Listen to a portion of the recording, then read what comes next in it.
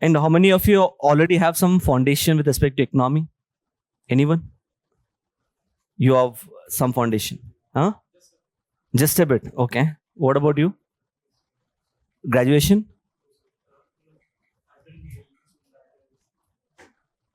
In law, there was economics, integrated course. What about you? Okay. Fine. What about you? You have studied economy. Others? What about you? 11th and 12th. That's where everyone has studied. Little bit of college. What's your graduation? Geography. Okay. Fine. And how many of you have attended the current affairs class? There are some known faces. Okay, everyone. Fine. Chalo, theek hai. So today we'll be starting with the Indian economy, right? So before starting with the Indian economy, because this is the first class, in the initial 15 to 20 minutes, I'll not be starting with the Indian economy. In the initial 15 to 20 minutes, we'll understand the approach and the strategy for Indian economy. The syllabus, the weightage, all of that we'll be covering in the initial half an hour. After that, we'll be starting with the discussion of the economic concepts. Okay? Fine. See, I do have this belief. When I asked you ki how many of you have got some foundation in economics, there's a reason to it. Because I do believe that every one of us is a born economist. When I say born economist means right from our childhood days, we always had some fundamental questions about the functioning of economy. Can you tell me what kind of questions you had in your mind right from your childhood days with respect to economy? Anyone? How much? What's your name? Anil. Anil, tell me. Oh, you are so mature then as a kid that you used to think ki kitna spend karna hai. Yes, Anil? Okay. Anil was way ahead of her times in that case. Okay, let me start with myself. Okay, I'll start with myself. I used to have probably the most silliest doubt. Like I used to wonder all the time. Whenever as a kid, I used to find beggars begging on the streets. I used to have this fundamental question. Ki why can't the government print the notes and distribute these notes free of cost to the poor people so that the poor people can afford 2 square meals a day, a roof over their head? This is a kind of fundamental question. And let me tell you, I did not get the answer to this question until I started my UPSC preparation. And this was probably the most silliest doubt anyone could have, no? Similar to my doubt, you must have been having some kind of doubt, right? You tell me, what's the doubt? Right from your childhood days. Yeah, he has a question. Why do different countries have different currencies? Like in India, we have rupee. In US, they have the dollar. In UK, they have the pound. So why do different countries have different currencies? Then? You do not had any doubt? But that is my question. No? You can't steal my question. Why can't the government print unlimited? Okay, that's it. Sure. No doubt as such. Okay. Take your time. Socho. Because I do believe that every one of you had some doubt. Because I'm going to show you some common doubts. And later, by looking at these common doubts, you yourself will tell me, yes, even I had this doubt in my mind. Yes? I think the most important doubt that we sometimes used to have in our childhood days was about the increase in prices. See, I belong to a generation where orange candy was 25 paisa. Probably you saw the orange candy at 1 rupee. So when I started, it was like 25 paisa. So let's say if my parents gave me a pocket money of 1 rupee, that time 1 rupee was, a good amount of pocket money. So you go to school with 1 rupee, because the cost of orange candy is 25 paisa, I could buy 4 orange candies. Suddenly the price of orange candies increased from 25 paisa to 50 paisa. Now with 1 rupee, how many orange candies I can purchase? Just 2. We did not understand that this is nothing but inflation. For us, what was the biggest concern? That earlier I could purchase 4 orange candies, but now I'm able to purchase only 2 orange candies. Right? Then anything else? You had any question about exchange rate in India? Like $1 is equal to 50. Any question you had with respect to exchange rate? What is the question? Anyone? Why does the exchange rate matter? Okay, good. Then I think one question is, why does it keep fluctuating? I will tell you my doubt, because you guys are not saying anything. I'll tell you my doubt. Like, I used to wonder, when will $1 become equal to 1 rupee? I am very sure most of you had this doubt in your mind. Why I used to think, when will $1 become equal to 1 rupee? Because I used to wonder that the day $1 becomes equal to 1 rupee, Indian economy will be as developed as US economy. The standard of living in India would be same as the standard of living in US. This is what I used to think. I did not realize it until my journey into UPSC, that if $1 becomes equal to 1 rupee, it's not actually good for India. It's actually very bad. Is that clear? Okay. So let me just show you here. See, generally, it must be so happening that you start your newspaper with a front page. In the front page, you'll generally come across articles related to polity, article related to politics. I think this is something which Indians can easily relate to, especially politics, right? So you will obviously study that, read that article with a lot of interest. But by the time you reach the business page, you will come across this article. See this article. Repo rate, RBI keeps repo rate unchanged at 6.5. You know what's the first thought you'll get to your mind? सबसे पहले कुछ students होंगे, they'll have this question, who is this RBI? Some people who have some basic knowledge, they'll have this question, what is this repo rate? Some students might know what is RBI, what is repo rate, but they'll have this question, why is RBI keeping the repo rate unchanged? And if you try to read underneath this article, nothing will get into your mind. Let's say you read another article, another heading. There you'll come across this headline. Taper episode begins, will the Fed relent? Anyone knows what is Fed? Anyone knows what is Fed? Huh? Just like in India, we have RBI. In US, there is a central bank called as Federal Reserve, Fed Bank. So, can you see here? Taper episode. I'm very sure most of you will be thinking, what is this word? Taper episode. And second, will the Fed relent? So here, what is this Fed Bank? Like most of you do not know what is the US Fed Bank. Or let's say, look at this very interesting statement. Have you come across the statement? Read the statement of Finance Minister. The Finance Minister, Mr. Nirmala Sitharaman, makes a statement saying that rupee is not falling. Dollar value is increasing. People made fun of her statement actually. And these were the people who did not had any knowledge in economics. But the statement which she made, it carries a lot of weightage. When she says rupee is not sliding, dollar is strengthening, what she was trying to highlight is problem is not with the Indian economy. Problem is with whom? US economy. People did not understand her statement. Similarly, you'll probably come across this article.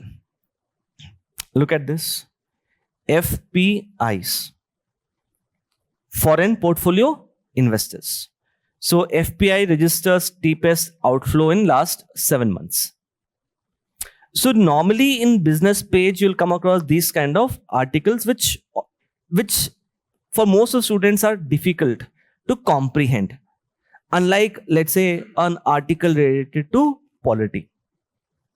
Because with respect to polity, you have some basic knowledge about polity, you'll be probably liking those articles and you'll read those articles. But this is what you'll find in economy.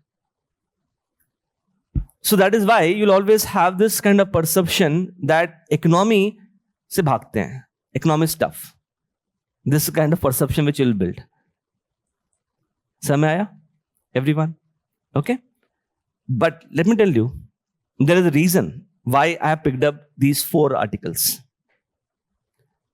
These 4 articles are interrelated.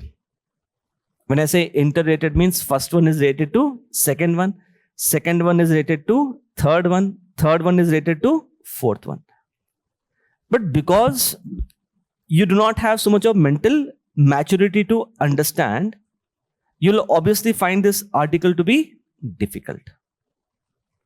Is that part clear? I'll just give you a simple example from my own day-to-day life. Let's say from the childhood days. I remember when I was in class 6th or class 7th, there was a debate competition in my school. Okay. I studied in Sainik school. There was a debate competition. The topic of the debate was something along the lines of pros and cons of religion. Topic kya tha? Pros and cons of religion. And because we were the junior most students, we are supposed to sit in the front row. Pros and cons of religion, when I heard the topic, the first thought which came to my mind was, religion is religion after all. How can there be pros and cons of religion? I did not like the topic at all. In fact, I thought there's nothing to be discussed in this topic. And when you don't find anything interesting, anything enticing, you'll obviously fall asleep. So I was sitting in the front row. And when the debate competition started, I was not able to understand what they were speaking and I dozed off. And in my school, it's very strict. If they find you dozing off, you get very strict punishment. So I remember I was being punished for that. I remember this incident very clearly because when I was preparing for my UPSC, there was an essay topic which I was supposed to write. Though not exactly same, but the essence of that essay topic was along this line, pros and cons of religion. When I was preparing for UPSC, when I saw this topic, right, it took me back to my childhood days. Ki yes, I have read about this, I have heard about this. And then, while preparing for UPSC, when I came across this topic, I was very confident that I could write a very good essay on pros and cons of religion. I am same, topic is same, but what has got changed? My outlook towards the topic has got changed. When I was a kid, that time I probably did not had mental maturity to understand that it is not the problem with the religion. The problem is with what? The way the religion is practiced, which I did not understand as a kid. But with maturity, I was able to understand that the religion, the way it is practiced, has certain fundamental problems. Clear with that? Just like that, you think of it. You always had this perception that economy is a tough subject. Now, can I say you have matured as an individual? because you're matured as an individual, the same subject for you will be interesting. Subject will become interesting provided your outlook towards the subject changes. Clear? For example,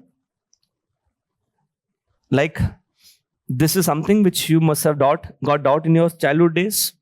Why can't RBI print notes and distribute among the poor people so that the poverty can be eradicated?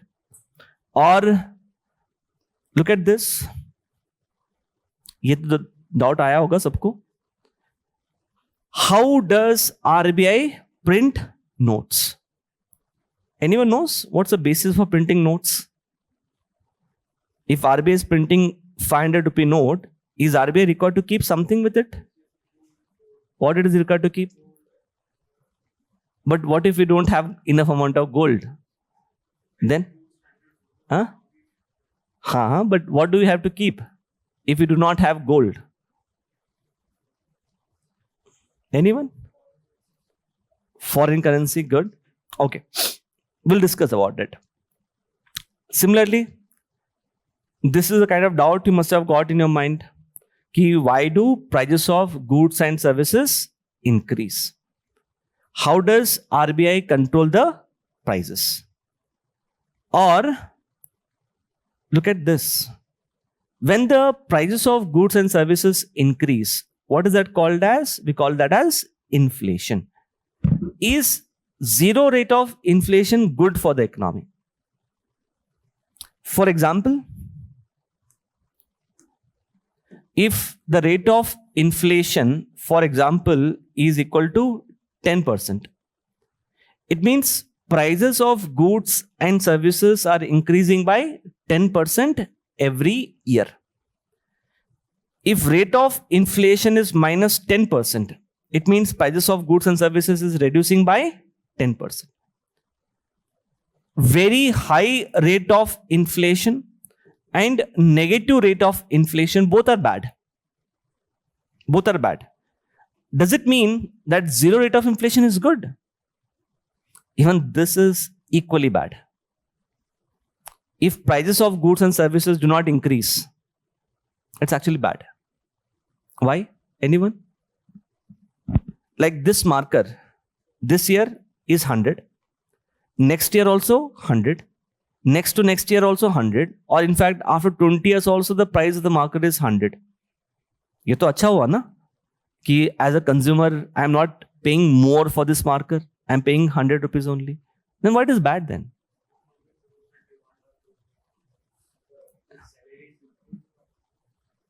He has a very good point. He says if prices are not increasing, it means people who are manufacturing this marker, उनका भी तो salary नहीं बढ़ रहा है ना.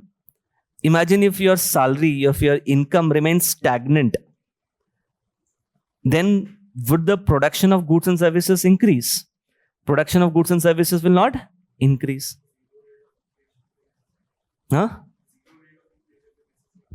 Zero rate of inflation? Yes, exactly. Salary will not increase only. That's what I'm trying to say. Salary will never increase.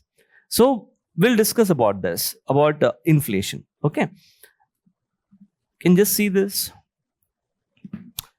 How much has the government borrowed?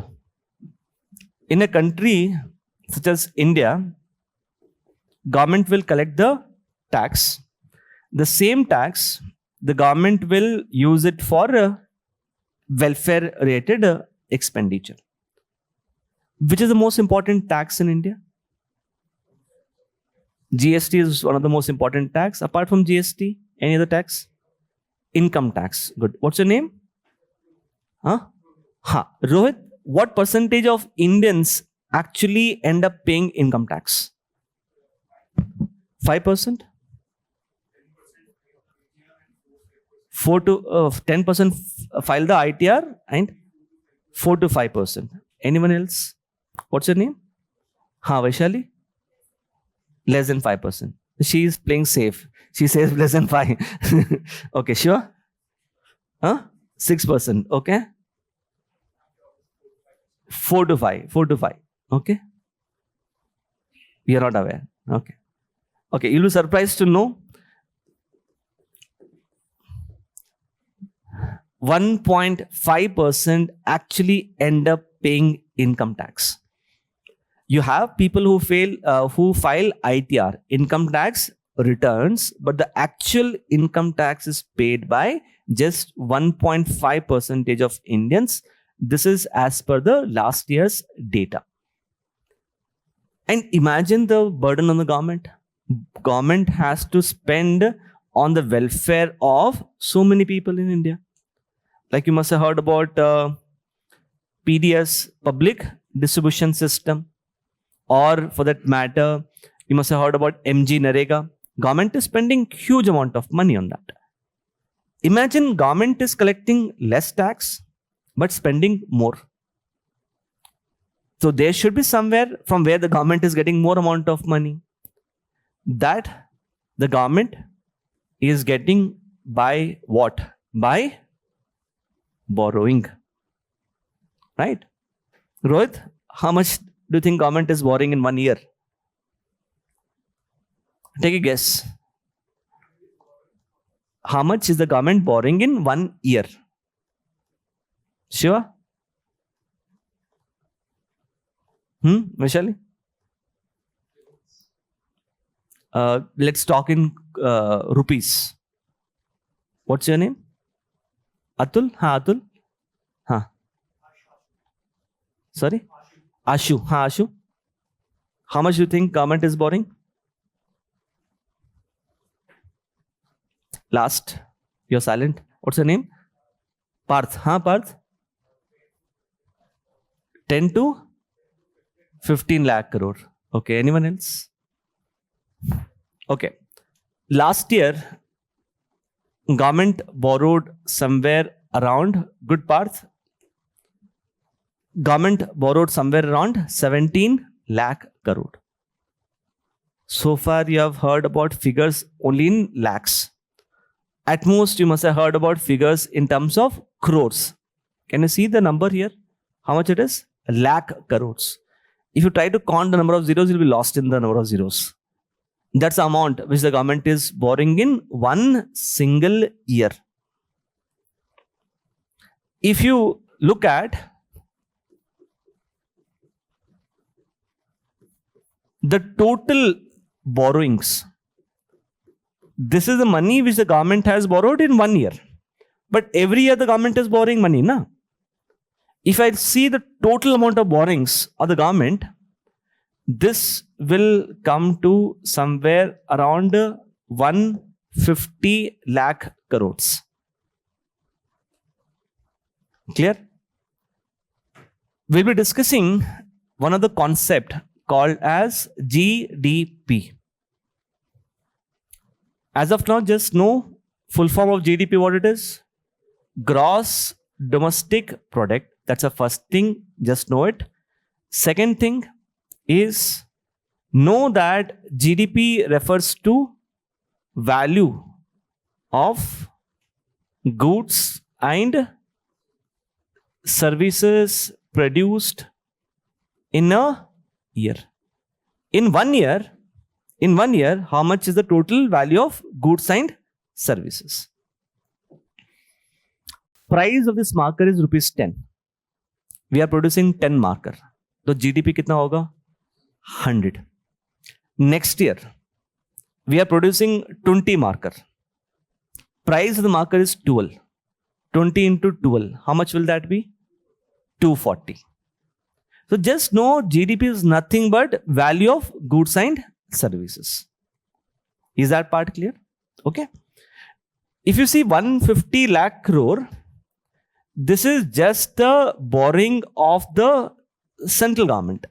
Only central government is borrowing this much amount of money. If you see the borrowing by the states, it's also there, right? And if you see center and state together, their borrowing is somewhere around 85% of our GDP. How much ever goods and services we produce in 1 year, na? 85% of that is a total borrowing by center and state. Obviously, it's too high. right? Imagine if you have taken loans, na, बहुत ज़्यादा पैसे आपने borrow किया है, you'll probably not get sleep in the night unless you are someone like Vijay Mallya, right? If you have taken too much loans, you will not get sleep in the night. But as far as India is concerned, our borrowings are like 85% of GDP and India is completely chilled out. India is not actually bothered about it. Why? Very good. आपका क्या नाम है? Bharat Singh rightly mentions कि India, if it has borrowed 85% of GDP, US has borrowed much more than India. Bharat कितना है US का? If you convert that into percentage of GDP, कितना आएगा US का? If you see for US, it is somewhere around 130% of US GDP. अभी compare करो, India का कितना है 85 and US का कितना है 130. And yet US calls India as what? Dead economy. Getting this point? You must have heard of recent statement made by Trump. He says India is a dead economy. First, I think you should see his economy rather than commenting on Indian economy. You might think कि US का ज़्यादा है ना? If you see Japan's borrowings is, see how much it is? 250%. So obviously, if you see US and Japan, India का तो बहुत ही कम है ना? ऐसा देखा जाए तो. Getting that point? So look at this. How much money has the government borrowed? Will the government be able to repay the debt? Yes, government will be able to repay the debt. We'll discuss about it. Okay. Apart from that, you must have this fundamental question. Why does the value of rupee change every day? When will $1 become equal to 1 rupee? बचपन में क्या था dollar का value? Class 10th में 65 था. It was somewhere around 50. $1 was somewhere around 50, 55. Now if you see $1 has increased to more than 85 rupees. So it has increased, right? So the dollar value has increased as compared to value of rupee. Why has this taken place? Similarly, there are some countries across the world. These countries do not impose any tax. How does a country survive? A country survives by collecting the tax, and same tax it will use it for welfare. But there are some countries which do not collect tax only. Such countries, we call them as what? Tax havens. Have you heard of some tax haven country? Singapore is one. Then? Morocco. Yeah, good. Mauritius, good. Switzerland, Panama, right? So there are so many countries across the world whom we call them as tax havens. Why do countries become tax havens? What benefit they are getting by not imposing tax? Even that is also very interesting. Whatever points which I have highlighted now, these are not random questions. In fact, these are the questions related to each of your chapters that we are going to cover in your prelims. The first one is obviously related to the chapter of RBI. This is related to the chapter of inflation. This is related to taxation. This is related to external sector. So everything which I have highlighted, it's from different chapters. I just want to drive home a point that economy is interesting. But the problem is with the way economy is taught. The way economy is taught, it is being taught as a very boring subject, loaded with facts, figures. That is why it discourages the students. But can you see, every chapter of economy is interesting. Something related to external sector or something related to taxation. Like you must have got this doubt in your mind, na? Why is zero rate of inflation bad for the economy? Or you must have got this doubt in your mind, why does the value of rupee change every day? So these are the things that we are going to cover in your prelims module. समझ में आया सबको? Okay? So ultimately, I just want to drive home this point कि economic interesting subject है, ठीक है? But I am very sure, मेरे बोलने से कुछ नहीं होगा. Just because I am saying कि economy interesting है, it is not going to become interesting for you. I am very sure. But what I can guarantee you guys is by the time we complete the economy module, economy will be your favorite subjects. This is what I can guarantee. And this is what also I can guarantee, that none of you will say कि economy is my weak subject. Every one of you will say that economy is one of my core strengths. Is that part clear? Okay. Huh. Huh. Eligible, obviously, adult population. Okay. Look at this. This is the syllabus. Have you heard of that Hindi saying? There is something like हाथी के दांत. हाथी के दांत दिखाने के कुछ और खाने के कुछ. Right? UPSC syllabus is something like that. UPSC says this is the syllabus for the prelims. This is the syllabus for the prelims. But if you see the actual questions in the last 10 years, the actual questions are not from what UPSC has mentioned as the syllabus for prelims. The actual questions are from basically 5 pillars. Please read the 5 pillars. One is banking and finance, public finance, external sector, government policies, and core sector. In banking and finance, these are the chapters that we'll be covering. Please have a look at the chapters. Reserve Bank of India, RBI. Banking in India. Ashu, you know different types of banks in India? Different types of banks पता है आपको? Bharat? Bharat says we have public sector banks, then you have private banks, then cooperative banks. Anything? Vaishali? इसके अलावा और कोई bank पता है? जैसे कि public sector banks हैं, SBI, then ICICI बैंक है, private sector, cooperative banks हैं. इसके अलावा NBFCs also we have, like Muthoot Finance, Manappuram Gold Loan Company. Good. NBFCs. Then any other banks? He says a very good example of payment bank. Have you heard of Airtel Payment Bank? Have you heard of small finance bank? Like Ujjivan Small Finance Bank, AU Small Finance Bank, right? We have RRBs also, regional rural banks. Have you heard of national level banks in India? National level banks, development banks, जो for a particular sector के लिए वो, yes, NABARD. Then National Housing Bank, good. Have you heard of SIDBI, Small Industries Development Bank of India? All these things about different types of banks in India, we will be covering in this chapter of banking in India. Same way, like I showed you some term, right? Repo rate, reverse repo. All these terms, they are called as part of monetary policy. All of that we'll be covering in the monetary policy. Inflation, capital market.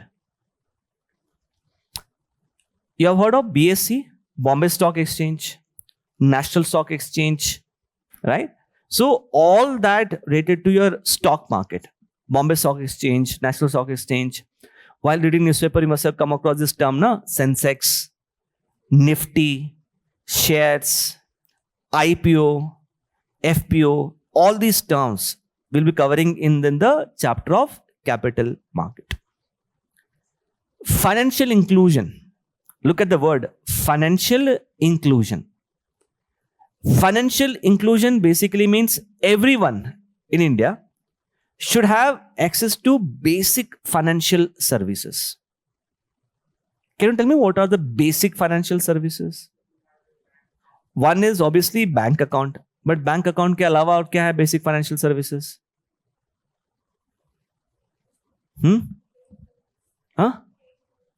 Taking loans, having a bank account, your ability to deposit money, you can take loans then. But banking से हटो, banking के अलावा भी कुछ भी है ना financial sector. You must understand when I say financial sector, yes, it includes banking. But apart from banking, it also includes insurance. It also includes pension. So don't you think financial inclusion also means everyone should have access to insurance? Everyone should have access to pension. And that is what is financial inclusion. Is that clear? What's your name? Swarnim. Swarnim, do you know any scheme of the government to promote financial inclusion? I know that you know. There is a scheme in the government under which government is trying to ensure that every one of us has a bank account.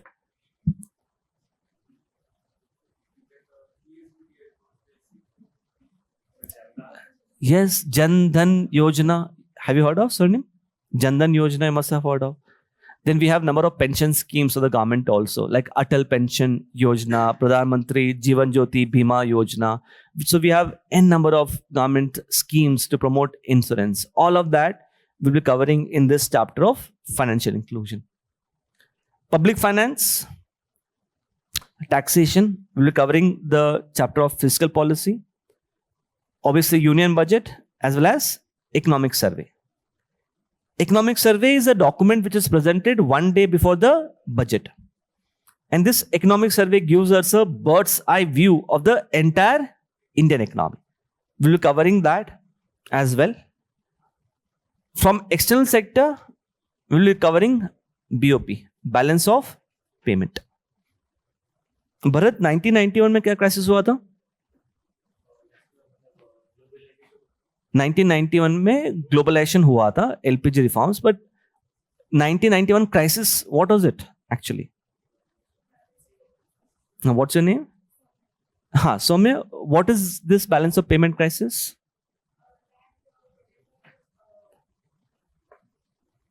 You know it's a balance of payment crisis, but what it is? Shiva? Okay. 1991 crisis, most of you must have heard of. It was called as BOP crisis, balance of payment crisis. If you want to import crude oil from other countries, we cannot make a payment in terms of rupees. We need to make payment in terms of what? Dollars. In 1991, India did not had sufficient amount of dollars. It is being said that the amount of dollars that we had then was sufficient to pay for our imports for next 2 weeks only.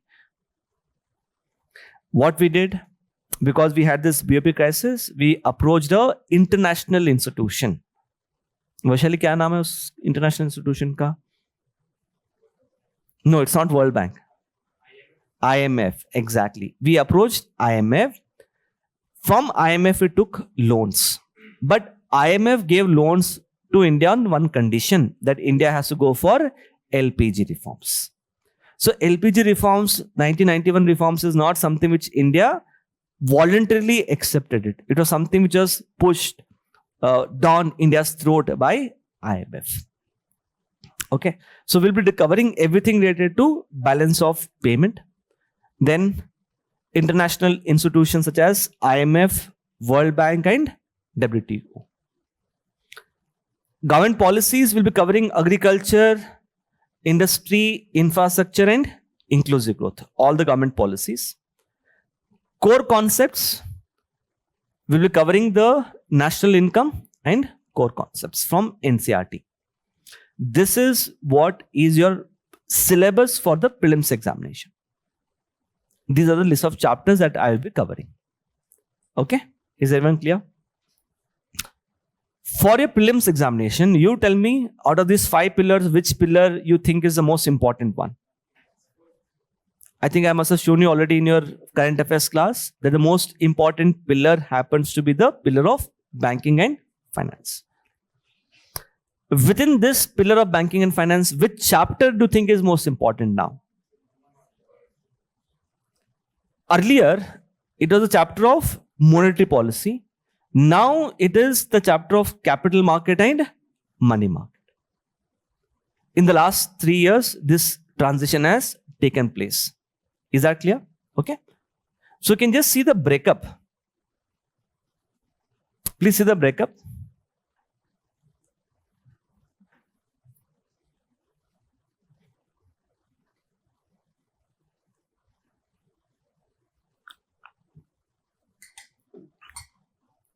Banking and finance, consistently every year you have around 6 to 8 questions. I will be sharing this PPT, do not worry. Just spend some time. एक बार देख लेना, ठीक है? Okay. When it comes to mains examination, for your mains examination, you can see the topics. It's visible to you? Last 2. Okay, I'll just read. It's agriculture. The last one is agriculture, and then it is growth and development. Can you see that the highest weightage is for the theme of agriculture? Is that clear? So for prelims, the most important pillar is the pillar of banking and finance. For mains, it is the pillar of agriculture.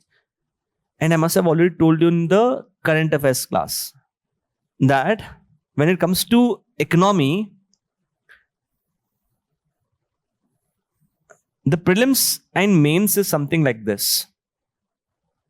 Whatever you study for prelims is not relevant for mains. What you study for mains is not relevant for prelims. The extent of overlapping between prelims and mains is very, very less. Okay. So what we'll be doing is we'll be first focusing on the prelims, and after focusing on prelims, we'll go to the mains part. Clear? In some subjects like polity, environment, probably in first 3 to 4 classes only, you may start writing answers. But in economy, we'll not be doing the answer writing practice until we complete the prelims module.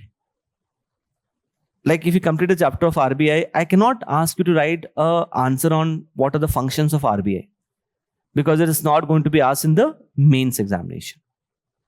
Okay? Okay. As far as the class notes are concerned, whatever I will be covering in the class, most of the things I will be dictating in the class as well.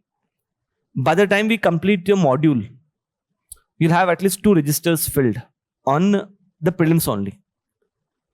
But if I dictate each and everything in the class, I might not be able to complete the syllabus on time. So I would say 70% is what I will be dictating in the class. 70%. Remaining 30%, I will give you this kind of mind map, which I would want you to incorporate this into your class notes. So while discussing a concept itself, I'll tell you, please leave some space for this, like 1 page. You are done with the class. After the class, go back and incorporate this into your notes, so that by the time we are done with the module, right, you have your own notes on the entire economy. This is a kind of mind map which I will be providing. With respect to sources, right now, please do not touch anything. Right now, please do not touch anything except your class notes and the NCERT. And the NCERT that you have to start off with is the NCERT for class 11th. Indian economic development. Has anyone studied this NCRT? Some of you have studied. How is it? It's good. You have studied the entire NCRT. Okay. Others who have not studied this, start reading this. But let me tell you at the same time, in this NCRT, there are a lot of technical terms which you may not be able to comprehend. Do not worry about it. Those technical terms, we will be covering it in the class. When you're reading this NCRT, you read this NCRT as a novel. Just read it as a novel, because this NCRT talks about what was Indian economy before the British, what happened to Indian economy after British invaded India, and what was the Indian economy from 1947 to 1991. It's more of a historical perspective on Indian economy. It will help you build certain foundation on Indian economy. Okay? Do not touch this book or that book. As of now, just start with this only. अगर ये वाला पढ़ना start किया ना, especially microeconomics, you'll leave economics now only. So do not touch microeconomics, not even this book. Just start with this book. And as far as your approach is concerned, for you, I would say the one source, one-stop material should be your class notes. I keep saying to students that for every subject, you should have maximum 2 sources, not more than 2 sources. You know, why do people fail in UPSC? Not because they study. People fail in UPSC because they study a lot. And when they study a lot, they study so much that they will not be able to reproduce the same thing in the answers. Keep your sources limited.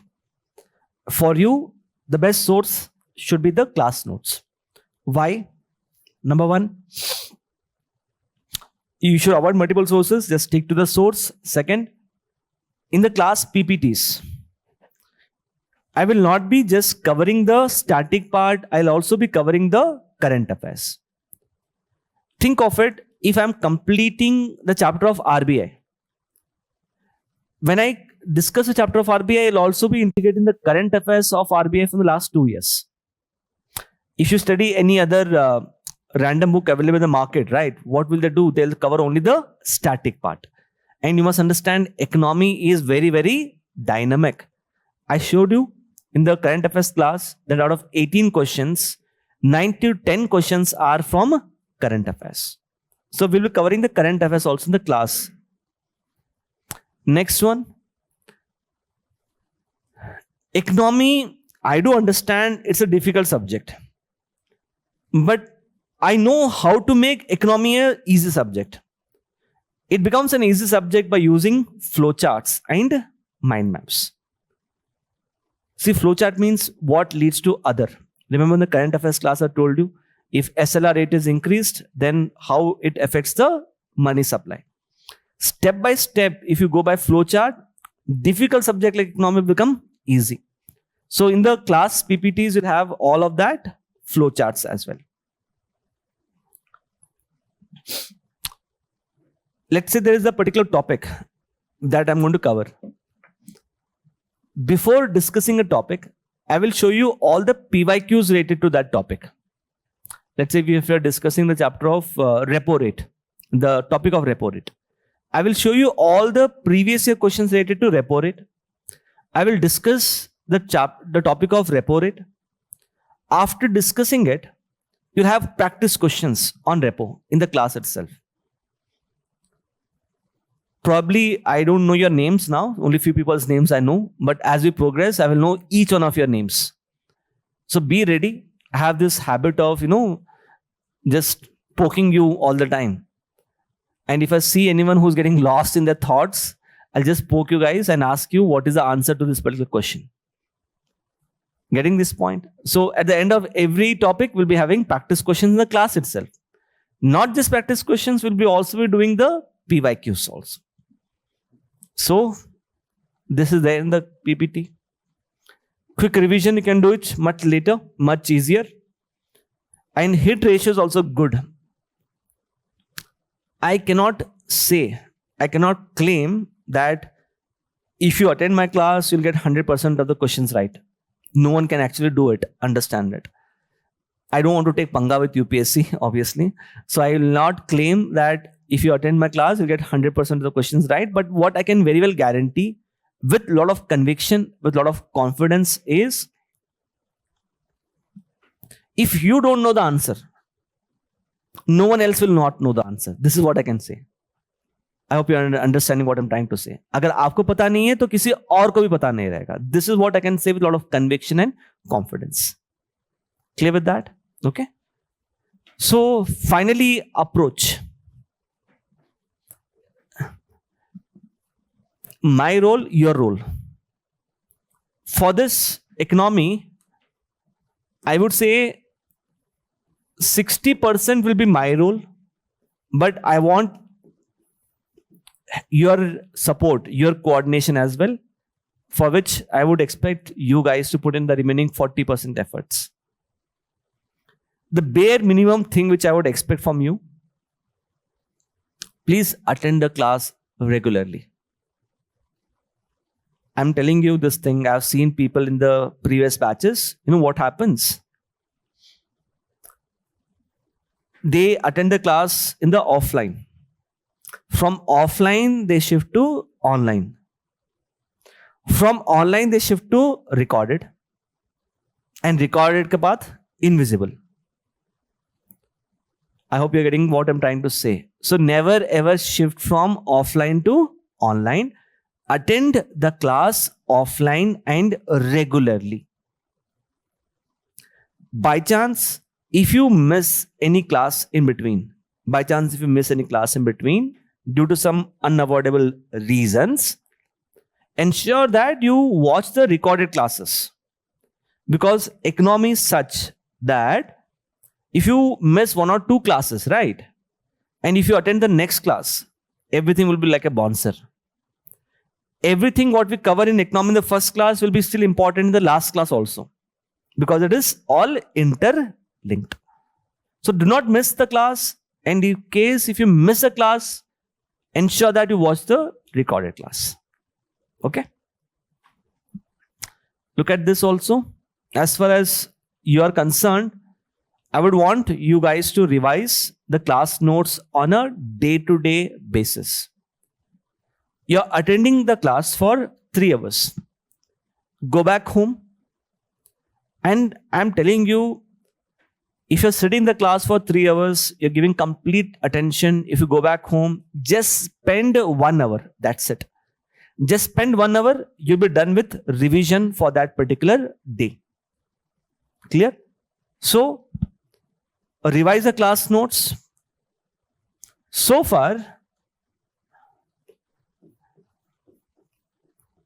I think you're attempting the benchmark test, right?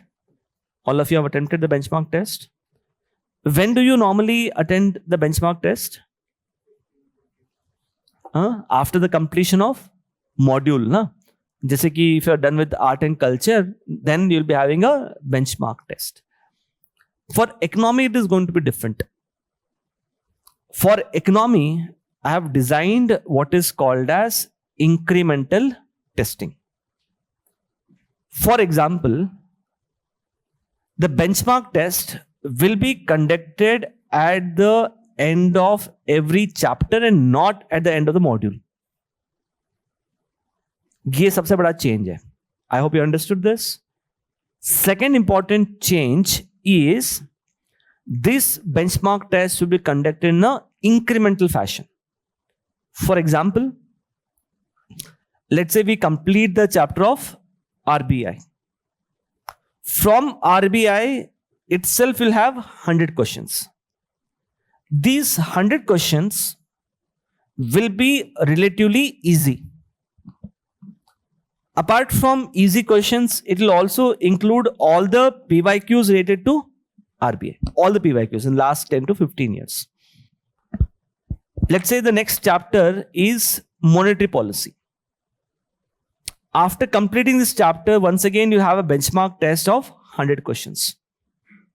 But in the second test, the syllabus will include RBI as well as what?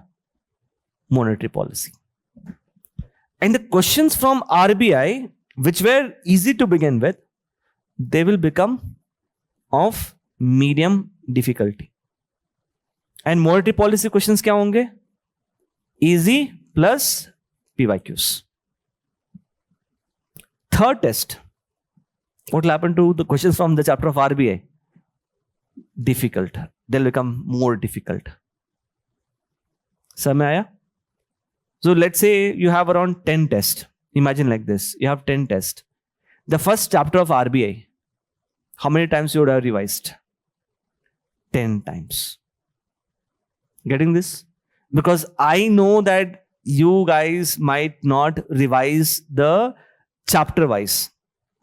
Because you have other subjects to look after. I understand. It's not your fault also. You have other subjects to look after. But I have to look after my subject. Na? So that is why I'm trying to just ensure that you guys revise the economy chapters on a regular basis. समझ में आया? Okay? And do not expect these questions to be easy.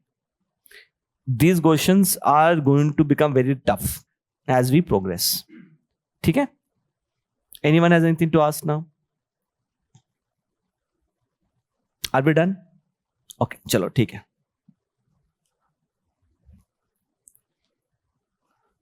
So what we'll be doing in today's classes, we'll be starting with the first chapter. The first chapter is sectors of economy. Please write down.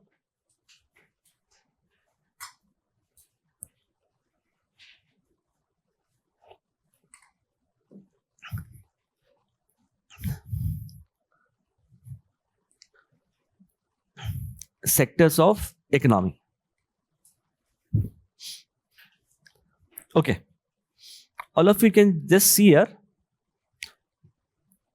Okay, before I start with sectors of economy, I just want to tell you one thing. You open any textbook available in the market. What do they generally start off with is the first chapter happens to be the chapter of GDP, national income. But I will not be starting with GDP. Rather, I will be completing the module with the chapter of GDP. There's a reason to it. Reason number one. Chapter of GDP is not important as far as your prelims examination is concerned. In last 10 years, from GDP, there are hardly around 3 to 4 questions. Not important at all. That's reason number one. Reason number two. If I start with the chapter of GDP, right, you will lose interest in economy. मुझे पता है. Because GDP, it can be easy also and it can be very difficult also. And I don't want you guys to lose interest when I start with the economy module.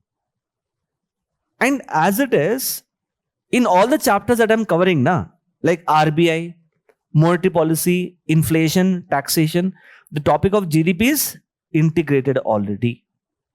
So by the time we complete the module, you'll have a much better picture about GDP. समझ आया? Everyone? Okay. So that's why we are starting with this first chapter of sectors of economy. So please write down. Sectors of economy.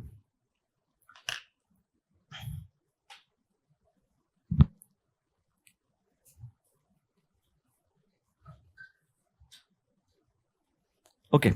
All of you just see here the previous year questions related to sectors of economy. One is a question from prelims 2024. The question says, with reference to sectors of Indian economy, consider the following pairs. Prelims 2024, latest. NDA 2022. What I will be doing in the class is I will not be just discussing the PYQs for civil services exam. I'll also be discussing the PYQs of other exams conducted by UPSC. I hope you know CDS exam, Combined Defense Service, CAPF exam, NDA exam, all of these are conducted by UPSC. The reason why I'm discussing this is because all these exams are conducted by UPSC. whatever questions they have asked in other exams, almost similar type of questions they can ask in civil services exam as well. So this is from ND exam, National Defense Academy. Prelims 2022. Which of the following constitutes the real sector in the economy? Prelims 2017, it is about the trends. So can you see, in the previous year prelims, questions have been asked with respect to what is the real sector, what are the different sectors of economy, and what is the trend in the contribution of different sectors.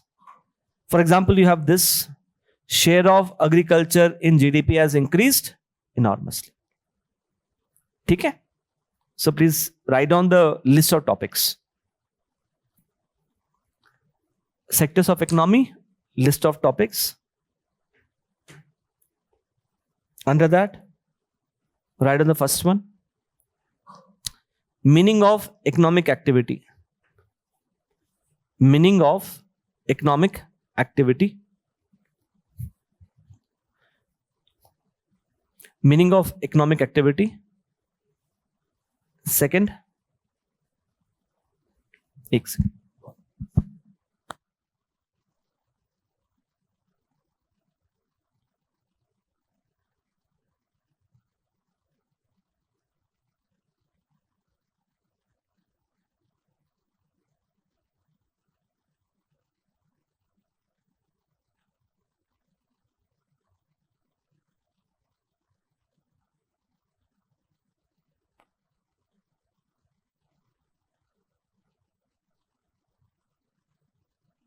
Yeah, so first one is meaning of economic activity. Second one, meaning of real sector. Meaning of real sector. Meaning of real sector. Third, meaning of real sector. Third, categorization of sectors. Categorization of sectors. Put a hyphen and write. Categorization of sectors, put a hyphen and write. Primary, secondary, and tertiary. Primary, secondary, and tertiary. Next one.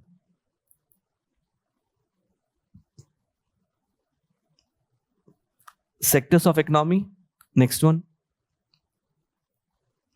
Sectors of economy, put a hyphen and write. Agriculture, industry and services. Agriculture, industry and services. Agriculture, industry and services. Okay. Next, trends in the contribution of sectors. Trends in the contribution of sectors. Last one.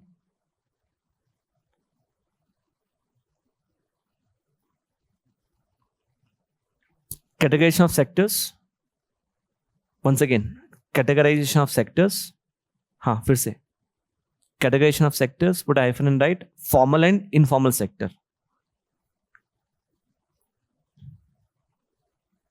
So can you see there are different ways of categorizing sectors, like primary, secondary, tertiary, then agriculture, industry and services. And then there is formal and informal sector. All of that we're going to cover. Okay? Let's start with the first one, that is meaning of economic activity. Write down meaning of economic activity.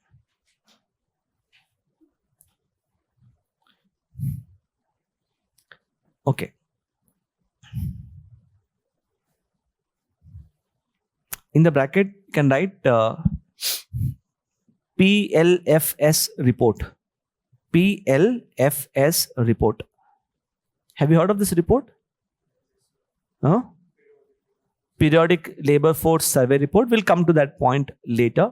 So in India, there's a report which measures what percentage of Indians are employed in some kind of economic activity. That report is called as Periodic Labor Force Survey report. In newspapers, you'll repeatedly come across that. So according to that report, let's see what is the definition of economic activity in India. Okay. And before you write, just pay attention. From tomorrow, please get newspaper, Hindu newspaper. What we'll do in the initial 10 to 15 minutes of the class, I will help you understand the most important articles from the Hindu newspaper, from the business page. And probably one article will pick up for discussion in the class itself. So that we'll be doing it every day. Okay? Huh. Most? The toppers that I know, they read the Hindu. ठीक है Bharat? So ऐसा कुछ नहीं है. If you want to read Indian Express, you can read. Come again? It's all personal preference. If you want to read the Hindu, you can read the Hindu. You want to read Indian Express, you can read Indian Express. For me, both are equally good. Okay? But do not read both. Do not read both because it is too much time consuming. Okay? Fine? We'll discuss that tomorrow, because unless we don't have newspaper, we'll not be understanding how to approach newspaper reading. So you get newspaper tomorrow. First 15 minutes, we'll cover how to approach newspaper reading, and we'll pick up one article from tomorrow and we'll discuss that in the class itself. Okay? We have separate current affairs class. There I'll take a deep dive. Here I'll just give a cursory understanding about the current affairs article. Okay? Fine. So let's understand what does that economic activity mean. Please pay attention. I'll dictate this point. When we say economic activity, economic activities is anything where people are getting paid for the work which they do. You do any work, and for that particular work you are getting paid. That kind of activity we call it as what? Economic activity. Let's take some examples. Shiva, give me an example of any economic activity. A casual labor, like someone who's working in the construction industry, they are working the entire day. At the end of the day, they get some wages for that particular day, right? Soumya? She is targeting me. She is saying, sir, aapka jo kaam hai. Yeah, bilkul. Good. Vaishali? Example of that would be? Someone who's working in the office. Good. Ashu? Agriculture. Okay, good. What's your name? Aditya? IT job. Someone is working in IT job. Bharat? Truck driver. Businessman. Aditya, right? Anil, acha. Someone who's working in government service. Someone who's running a kirana store. Contractual based workers. So it can be anyone. Just understand, you see so many people around you, na? All of them, they're working because they're getting paid for that. That kind of activity is a economic activity. Similar to that, what is also interesting is if people are involved in unpaid work also. I hope you know what is unpaid work. You work, but you are not getting paid for it. Not all the unpaid work. Understand. Only some unpaid work. यहाँ पे all the paid work. What is that some unpaid work which is considered as a economic activity? Number one, let's say there is someone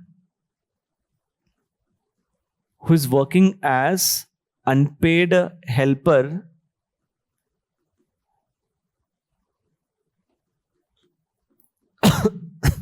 in the household enterprises. Please see this. Unpaid helper in household enterprise.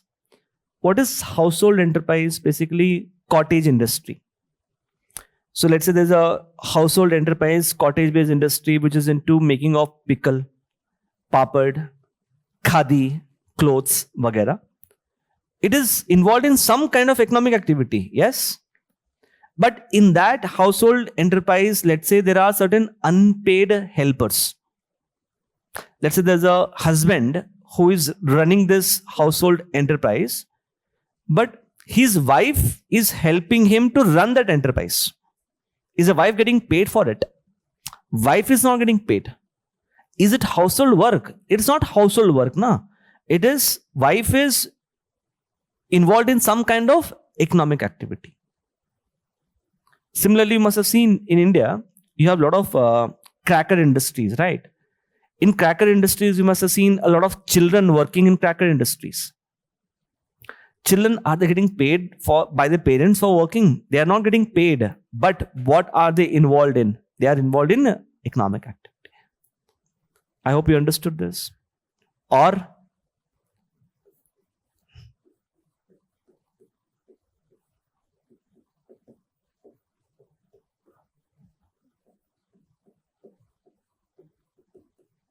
look at this. Production of goods for self-consumption. You are producing goods for yourself, for your consumption. Example of that would be, you are growing fruits, vegetables in your garden. Good. Then, farmer who is practicing subsistence agriculture, where the farmer is growing crops for his consumption. I hope you understood. Similarly, let's say there's a person who is working as a tailor. Let's say I'm working as a tailor. I stitch clothes and those clothes I sell it to you. What kind of work I'm involved in? Paid work. But I stitch clothes for my family members. It is unpaid, but I'm still producing goods for whose consumption? Self-consumption. Even that is considered as a kind of economic activity. Samay aaya? Or it could also include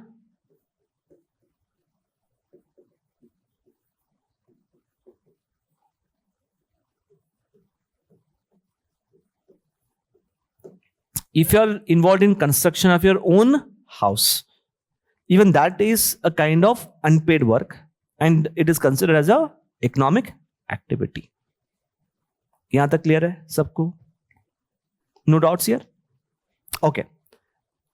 Further, this is very interesting. When you see goods, goods can be considered as two types. Marketable goods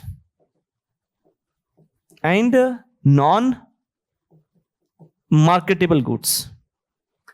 Marketable goods means you are producing goods to be sold in the market. Non-marketable goods means you are producing goods for the self-consumption. So they are sold in the market and they are for self-consumption. What you should know is both of these two are considered as what? Economic activity. Both these two. That's what I said, no? Production of goods for self-consumption.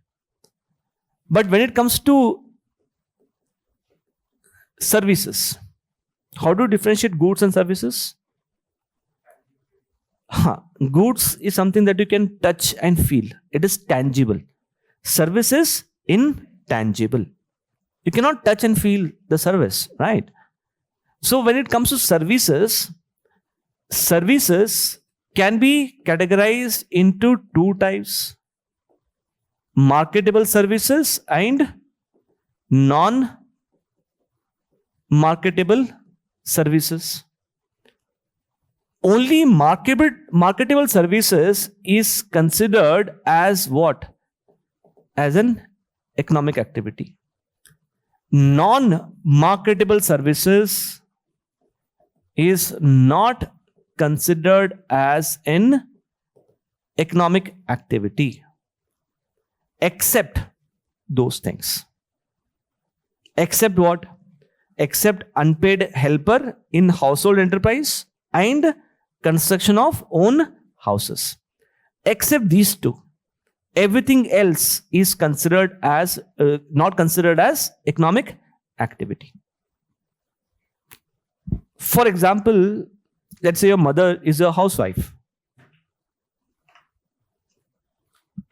Now your mother is involved in household work, right? She's not getting paid for it. What kind of service it is?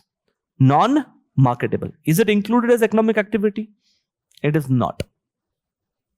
Samaya, everyone? I was coming to that. I come and teach you guys. It is kind of marketable.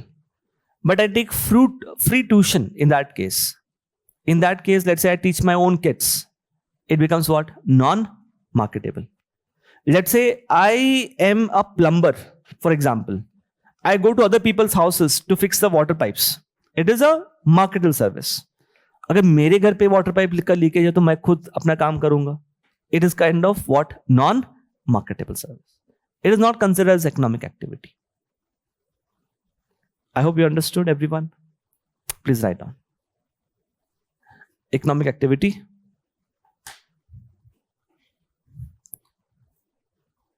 An activity is considered as economic activity. An activity is considered as economic activity provided. आगे आने क्या बोलना? Provided it fulfills the two conditions. Provided it fulfills the two conditions.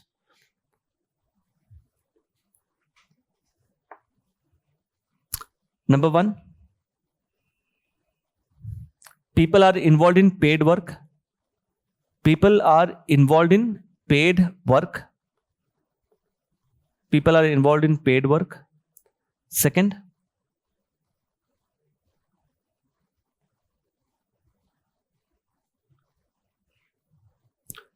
people are involved in the below mentioned. People are involved in below mentioned unpaid work.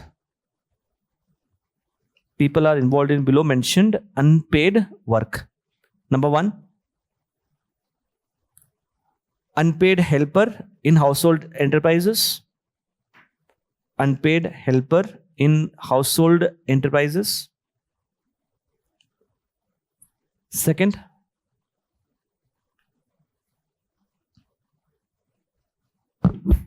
production of goods for self-consumption. Production of goods for self-consumption.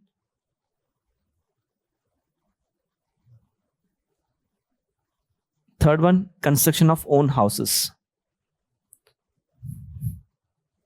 Construction of own houses.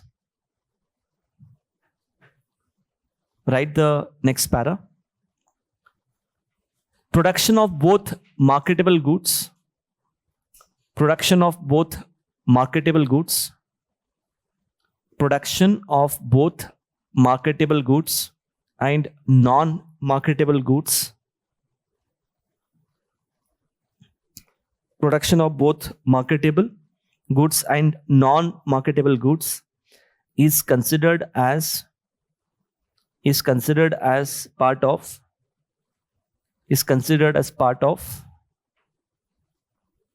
economic activity. Is considered as part of economic activity. For example,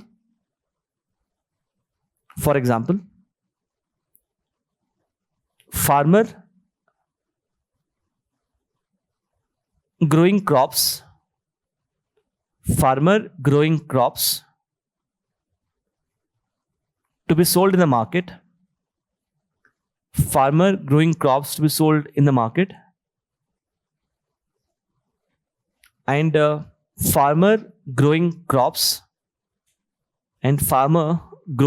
crops as part of subsistence agriculture. As part of subsistence agriculture are both examples examples of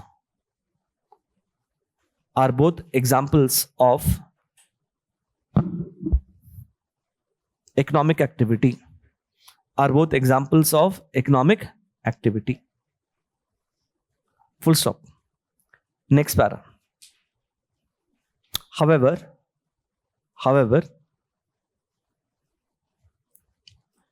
only marketable services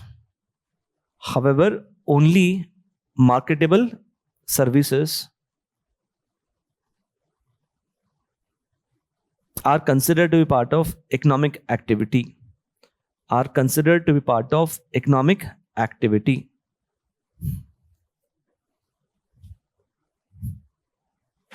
Non-marketable services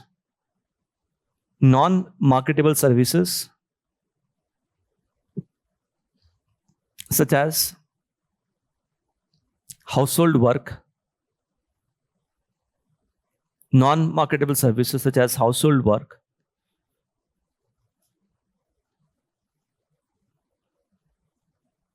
not considered as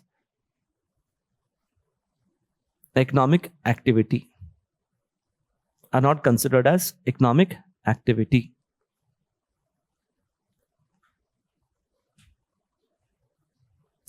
Okay, fine. Next, write real sector.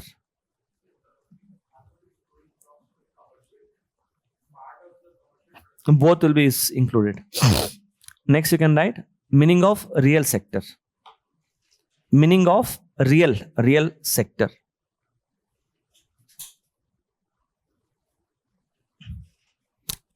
Please see the question in prelims 2022. That question. Can you guess the answer to this question?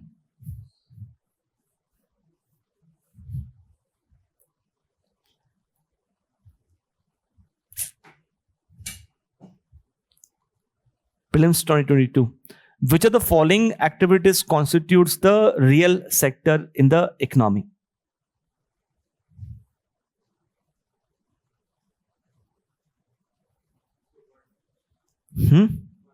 What's your name? Hemant. Huh.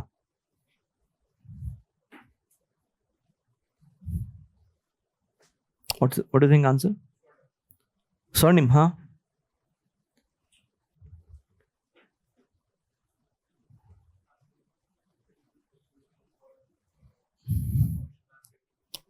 Commercial bank loan. Okay, the hint for you is, okay, if I give you the hint, then I'll be giving the answer. Huh, Bharat? 2, 3 and 4. Huh, Vaishali? Why?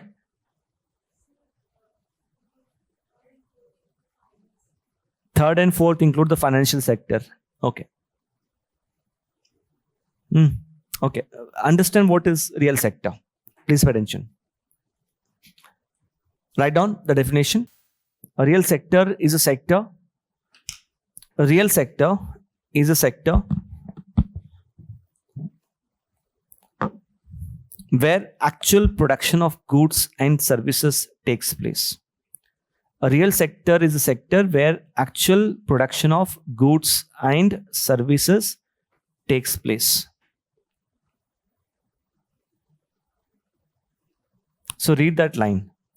It is a sector where actual production of goods and services takes place. Like I'm standing here, I'm teaching you. It's a service which I'm rendering, right? So this is what is real sector. A farmer growing crops. Farmer is producing crops. Whether he is selling the crops in the market or for self-consumption, does not matter. He is producing crops, real sector. A tailor stitching clothes, it is a real sector. A plumber doing a service, that is what is real sector. So real sector, just understand one thing, it's a sector where actual production of goods and services is taking place. For example, think of it. You have A bank is giving money to a company. Here what is flowing? यहाँ पे क्या flow हो रहा है? Money flow हो रहा है. There's no flow of goods, right? Or services, because it's a flow of money. For real sector, what should flow? The goods and services should flow. समझ आया सबको? Everyone. So just see this question.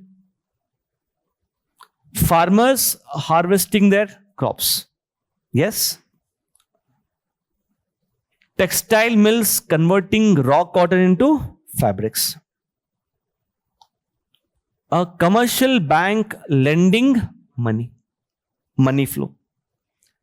A corporate body issuing whatever it is. What is flowing here? Money is flowing. Here also money is flowing. We'll discuss what is bond later. Do not worry. And understand that these two refer to what kind of flow? Money flow. And these two are real flow. So write down. Example. Farmers harvesting their crops. Example, farmers harvesting their crops. Second, textile mills converting raw cotton into fabrics.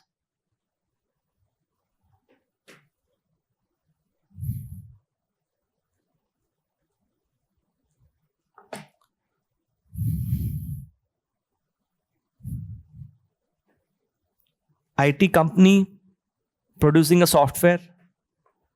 IT company producing a software are all examples of, okay, I think you must already mentioned that example, na? IT company producing software.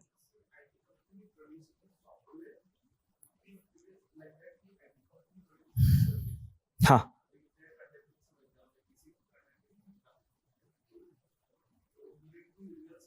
Which one? Huh. Yes, obviously. Whenever services are being produced, you should consider that as a real sector. Okay. यहाँ तक clear है सबको? चलो.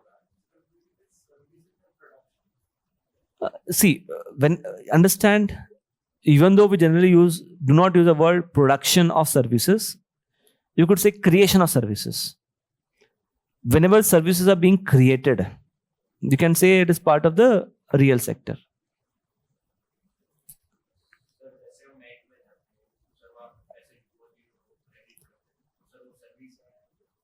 वो actually banking service है. It's a banking service. Real sector में वो भी आता है. बट यहां पे क्या होता है, if you see this one, third statement, यहां पे मनी किसको दिया जा रहा है? Trading company. ट्रेडिंग कंपनी क्या करेगा? पैसा वो बाद में इन्वेस्ट करेगा शेयर्स एंड बॉन्ड्स में. वो रियल सेक्टर बिल्कुल नहीं है. Understand that. Okay. So later will be discussing in detail about circular flow of national income. Later GDP पे टॉपिक पे there will get into this detail. हाँ, it is not part. No, this is not part. Answer is 1 and 2. Okay, I have written the money flow. Chalo, ठीक है. Fine. Next, right? Categorization of sectors.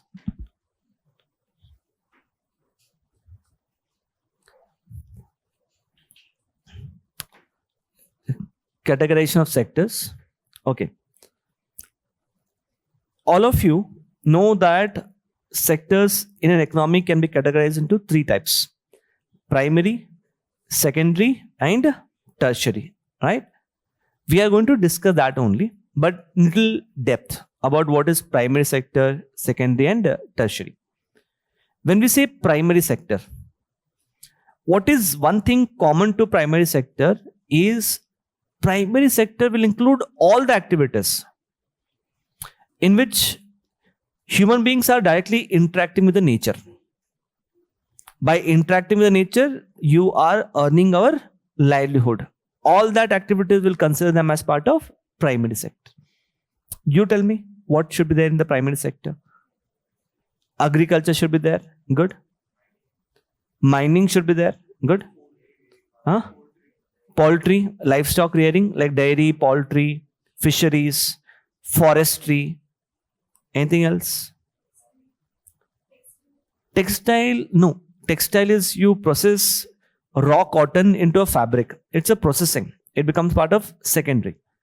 So primary sector basically includes economic activities where you are getting the materials directly from the nature, like agriculture, livestock rearing, fisheries, forestry, mining and quarrying.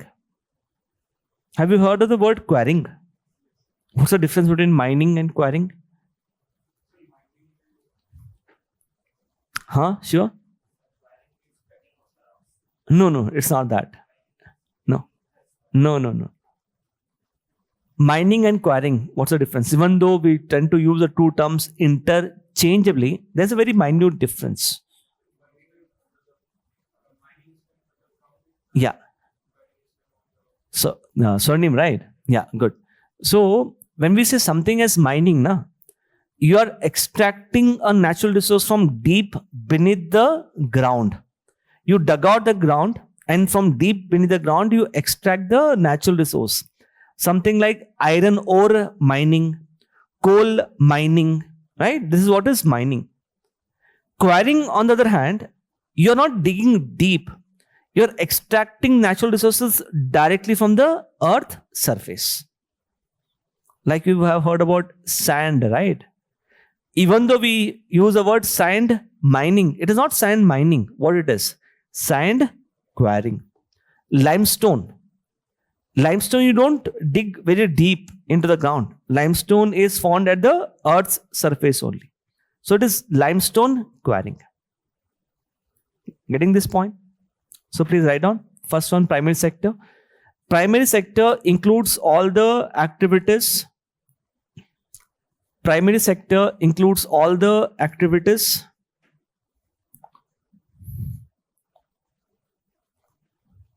which involves direct interaction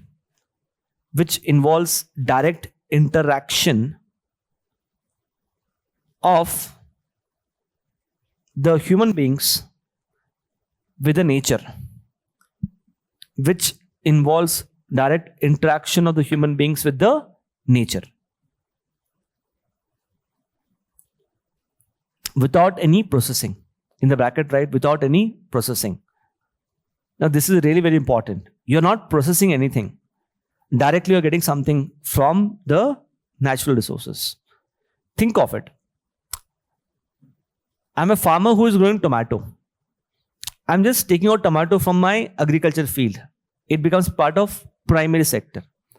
But if I process tomato into tomato ketchup, this is not primary sector. It becomes part of the secondary sector. Like you're extracting milk directly from the cows, primary. But अगर आप milk को process कर रहे हो into cottage cheese like paneer, then it becomes part of secondary sector. I am, let's say, into forestry. I'm cutting down trees. Cutting down of trees, getting the wood from the trees is primary. But converting that wood into furniture is part of secondary. So something you get without any kind of processing is always part of the primary sector. So can I write down? Examples include agriculture. Examples include agriculture,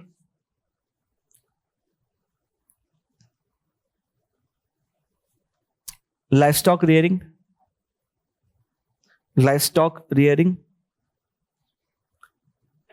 poultry farming,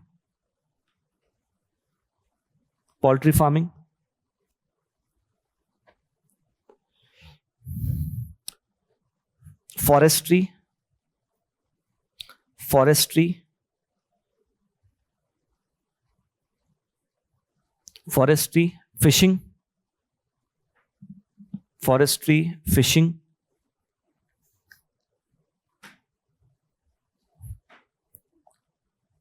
Then you can add mining and quarrying.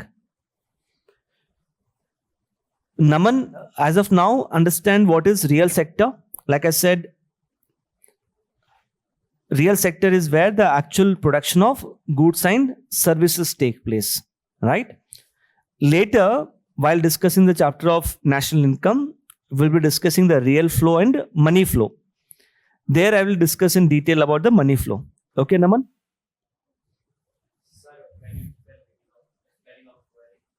Quarrying, spelling.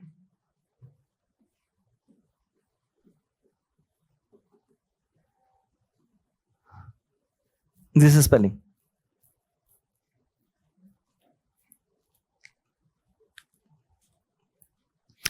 Okay, like I said, now understand what is real sector. We'll discuss about the money flow and real flow when I take up the topic of circular flow of national income. It's a different topic altogether. We'll discuss that in detail. अभी तो समझ में आया ना, real sector is where the actual production of goods and services takes place. Okay, right? Primary sector can be categorized into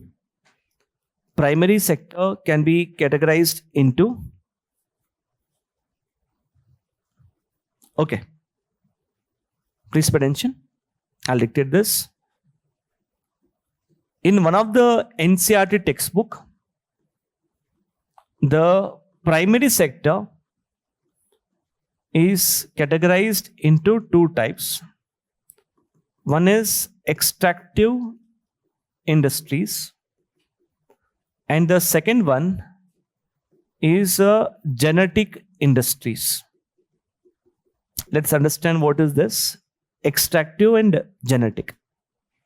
When I say extractive means you are extracting directly from the nature. I repeat, you are extracting something directly from the nature. Just read all the examples which I gave you for primary sector. Yes. First one is what? Agriculture. You grow crops. After sowing seeds, you apply fertilizers, you add insecticides, everything. And once they are grown, you extract the crops. So obviously, cultivation of crops is extractive. Can I say livestock rearing is also a kind of extractive industry? Or let's say poultry farming is also a extractive industry. Or let's say fisheries is also extractive. You extract fish from the oceans or the rivers. Forestry, you extract trees, wood from the forest. Or for that matter, even the mining as well. So understand, extractive industries is same as what sector? It is same as your primary sector. यहाँ तक clear है? What is genetic industries then? Genetic industries basically means it is more about rearing of plants and animals. So let's say you are doing a rearing of plants and animals. Then it becomes part of your genetic industry. For example, have you heard of something called as breeding of plants? You have two different plants, you breed them, then you come up with a single plant. What kind of industry it is? Genetic industry. Have you heard of tissue culture? Suna hai? Tissue culture. So for crops, I would say advanced techniques like tissue culture,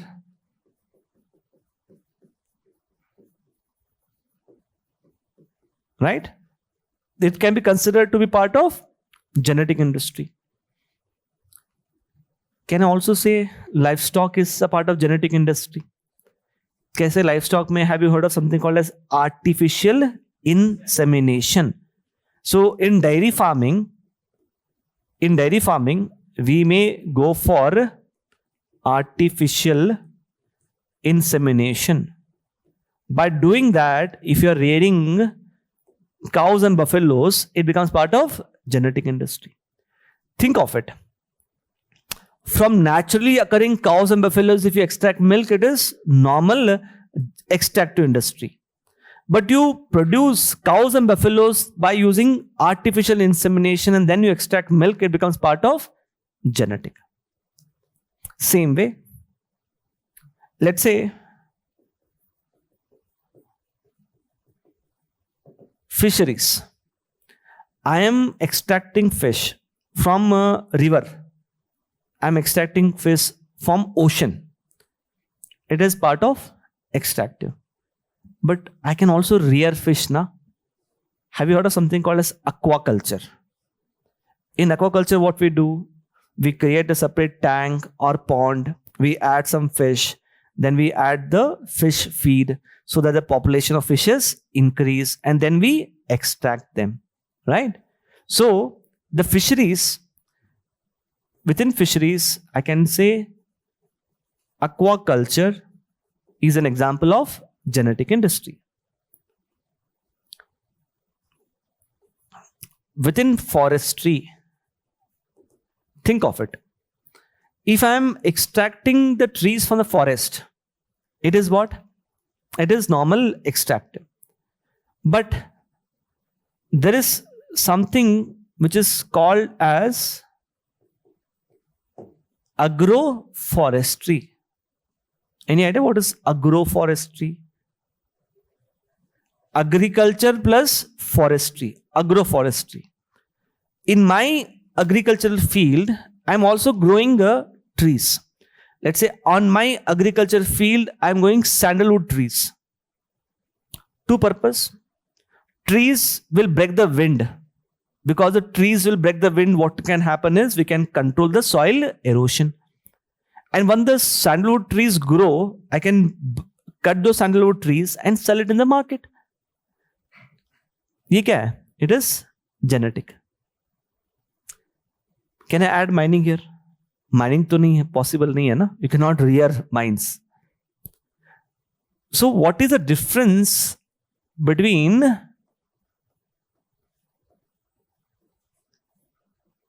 extractive and genetic? See this. Are you able to appreciate this? Anything which is extractive is also what? Genetic. But not all the genetic is what? Extractive. समझ में आया सबको? हाँ, anything which is genetic is extractive. Okay, not all the extractive is genetic. हाँ, cloning, artificial insemination, it's an genetic industry. And please understand, even though we use the word industry, it has nothing to do with the manufacturing. It is to do with the primary sector only. So far, so clear, everyone? So please write down.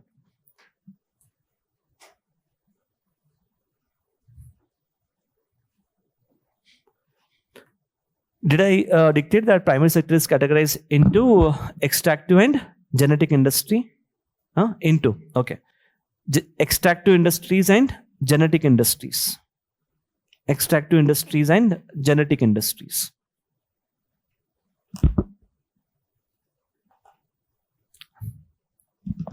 Next, extractive industries. Extractive industries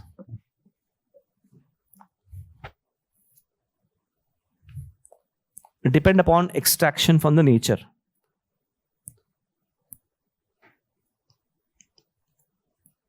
Extractive industries depend upon the extraction from the nature. Full stop. It includes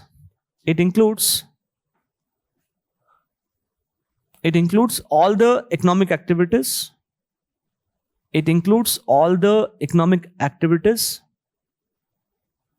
which are part of, yes, primary sector, which are part of the primary sector. It includes all the economic activities which are part of the primary sector. Next. Genetic industries involve rearing of plants and animals. Genetic industries involve rearing of plants and animals. Can I write examples? Cultivation of crops through advanced techniques like tissue culture. Cultivation of crops through advanced technique such as tissue culture. Second,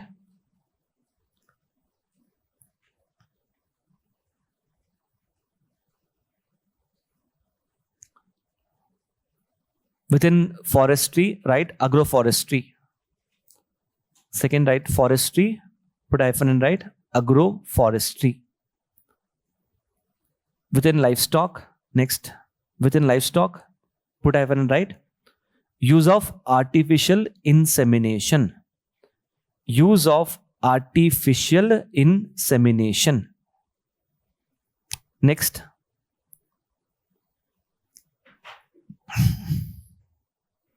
Fisheries, you can write aquaculture. Fisheries, aquaculture. Write note after this. Note after this.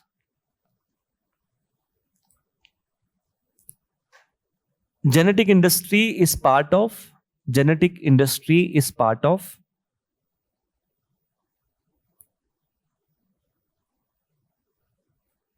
extractive industry. Genetic industry is part of extractive industry, since it also involves extraction. Since it also involves extraction. समझ में आया? दोनों में क्या common है? दोनों में extraction common है. In extractive industries also you extract. Genetic industry also you extract. But in case of genetic industry, what do you extract? You extract something that you have grown, something you have reared. In extractive industry, what do you extract? Something which is available in nature. Okay. So you can just make this diagram. Extractive and genetic.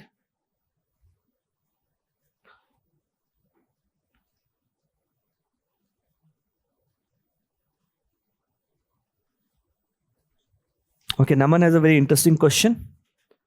He says, making lab-grown diamonds. What kind of industry it is? Making lab-grown diamonds. Like you can grow diamonds in lab also, na? You must have heard of. India has become one of the largest export of lab-grown diamonds. It is part of secondary. Because genetic mein, you're only rearing what? Plants and animals. If you're creating artificially grown diamonds, it is part of your secondary sector. Whenever processing is involved, it is always part of secondary sector. Okay, then write secondary sector.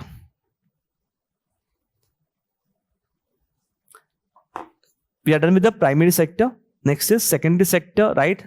Secondary sector involves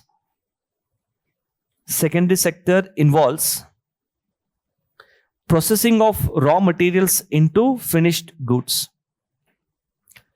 Secondary sector involves processing of raw materials into finished goods.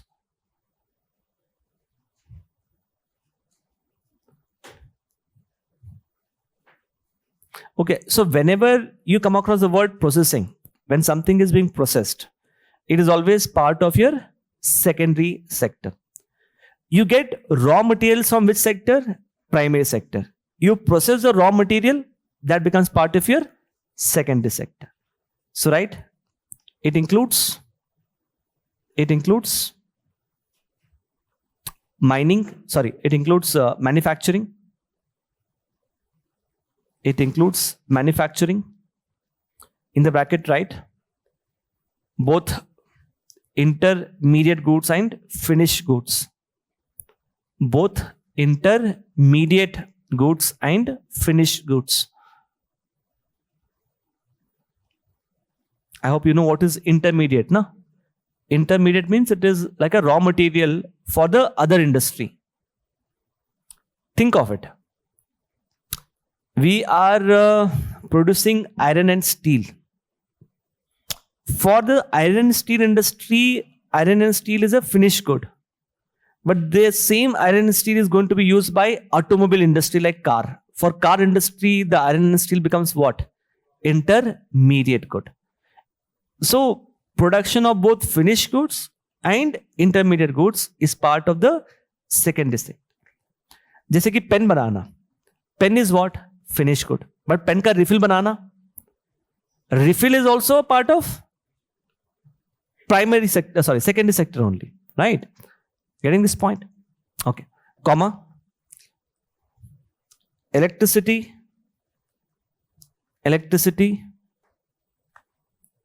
gas, and water supply.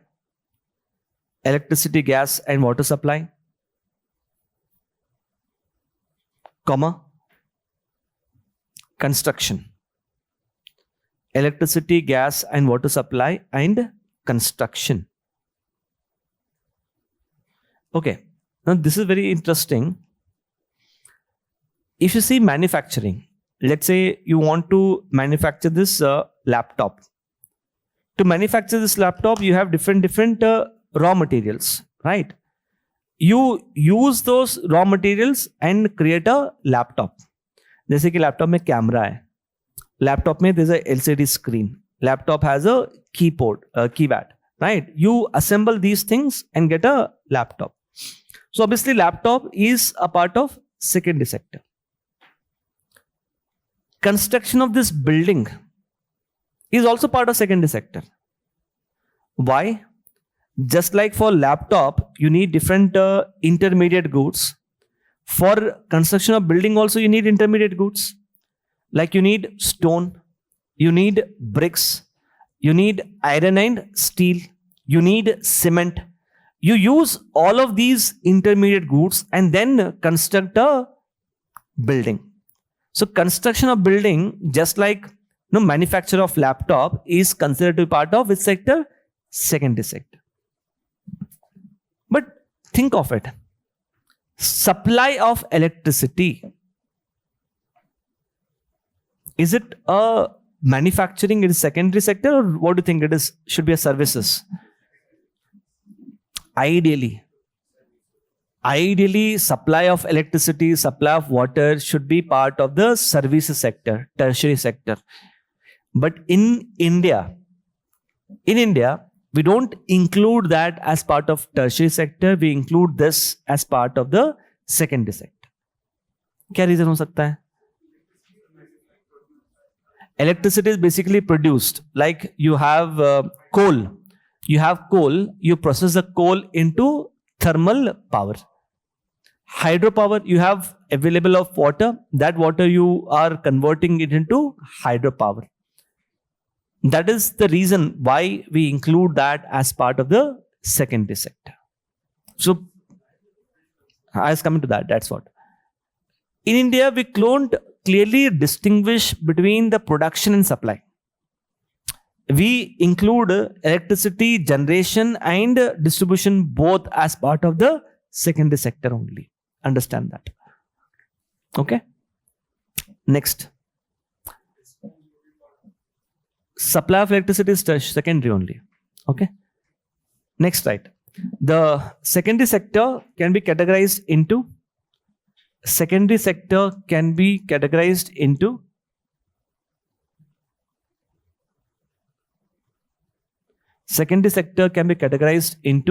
okay.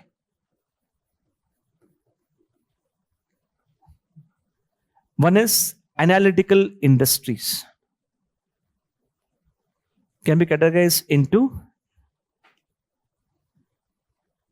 analytical industry, and the second one is synthetic industry. Synthetic industry. Analytical industry and synthetic industry. Okay. In your mains PYQ, you'll come across the word known as analyze. This is a keyword. When you see the word analyze, what you are required to do is, there is a particular statement in the question. That statement, you would have to break down the statement. That is the meaning of the word analyze. Okay? Same way, we have a kind of industry in India called as analytical industry. Analytical industry basically means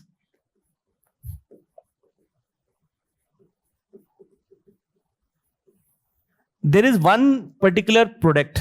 I repeat, just like in your mains, you'll come across the word statement. That statement, you have to break it down. Analytical industry means there's one particular product. That product is in turn broken down into multiple products. That involves which industry? Analytical. सोचो ऐसा कौन सा industry है जहां से एक product से आपको मल्टीपल प्रोडक्ट्स आते हैं. From one single product, you'll get multiple products. It's a service, na? E-commerce company service. Think of it. Chalo, socho. How, Bharat? Bharat has a very good example. He says milk. Like from milk, we can get multiple products. Like milk can be processed into curd, cheese, butter, or paneer, which is your cottage cheese. Good, Bharat? Or any other example? Sugarcane industry. From sugarcane, what all things can we get? We can get sugar, we can get ethanol, we can get bagasse that can be converted into paper as well. So sugarcane industry is another example. Or सबसे बड़ा example, don't you think? Crude oil. Crude oil can be processed into petrol, diesel, kerosene, aviation turbine fuel, which is used in aircrafts. All of this is your part of your crude oil only. Okay. So write down. Next line. Analytical industry. Analytical industry involves. Electricity is the input for all the industries. Which one? No. From one product, you are getting multiple products. Not something which is a raw material for everyone. You understood what is analytical, na? Analytical means there is one product. From one product, you are getting multiple products. That is what is analytical. As far as your question is concerned, electricity. Electricity is the input for all other industries. So electricity cannot be considered as analytical. Write down. Analytical industries are those industries wherein a single product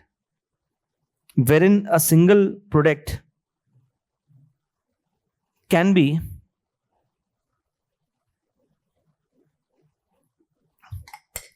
processed into different products. Wherein a single product can be processed into different products. Example, crude oil can be processed into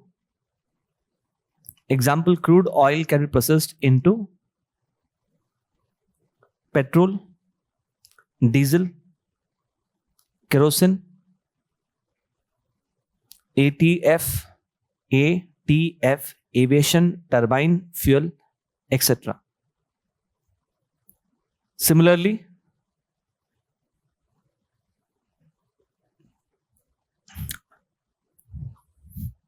sugarcane can be processed into Similarly, sugarcane can be processed into sugar, ethanol, sugar, ethanol, paper, etc. Okay. What do you think is synthetic then? The other one. Analytical is where one single product is broken down into multiple products. Opposite of it, where multiple products are assembled to form one single product. Most of the manufacturing enterprises are part of your synthetic. Now think of it. Manufacturing a mobile phone, manufacturing of this laptop, manufacturing of this particular podium, all of this, where different products are being combined to form one single product. So please write down. On the other hand,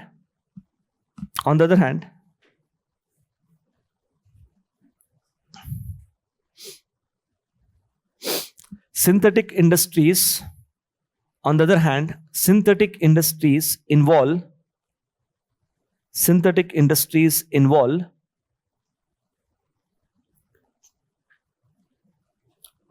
using multiple products to create one single product.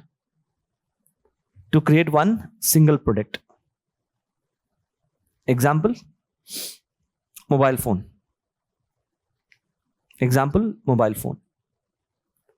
Next one, tertiary. Okay. Right? Huh.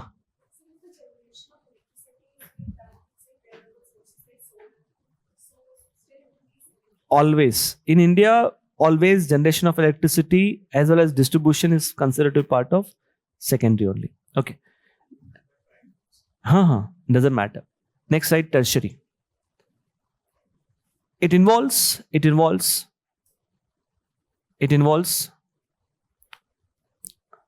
distribution of goods. It involves distribution of goods and provision of services.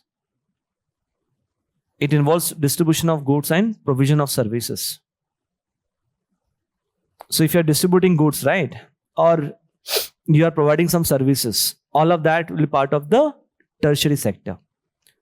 30 seconds, everyone, take your time, starting from last. Give me one example of a tertiary sector, starting from last. 30 seconds, everyone. E-commerce industry, good. Take your time. Tourism, good. Software company, IT company.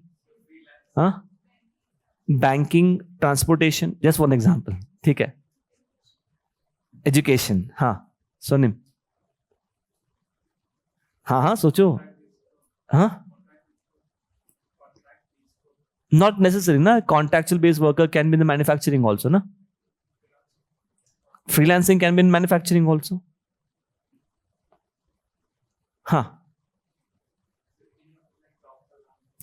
Doctor, lawyer, engineer, all the people in chartered accountants. Then banking. और सोचो. Drivers. ये जबरदस्ती वाला example है ये. Then I think she has a very good point.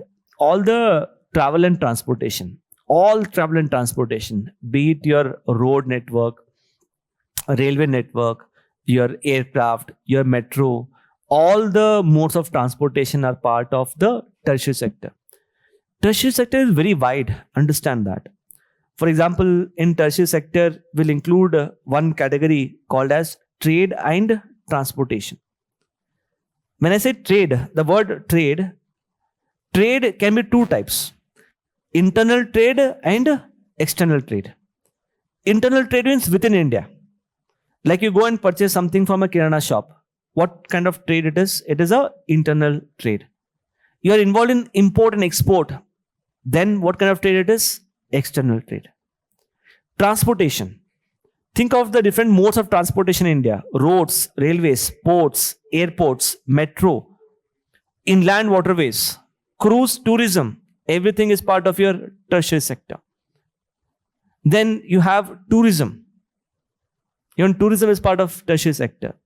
Professional services, doctors, lawyers, nurses, chartered accountants, engineers, all the professional services, including defense, government services, are part of the tertiary sector.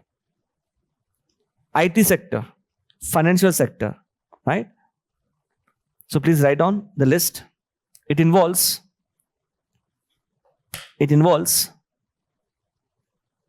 trade and transportation. It involves trade and transportation. Transportation के बाद लिखना bracket में roads, railways, ports, airports. After transportation, write roads, railways, ports, airports. Next, tourism. Next, financial sector. Next, IT/BPO.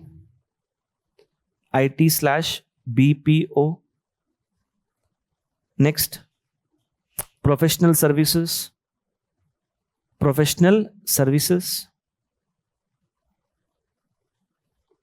Next, real estate.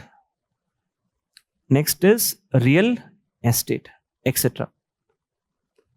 Okay. Getting raw materials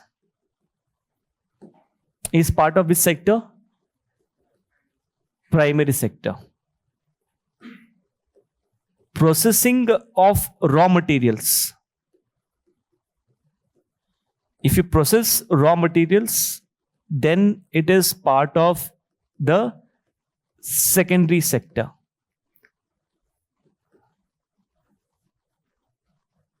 Marketing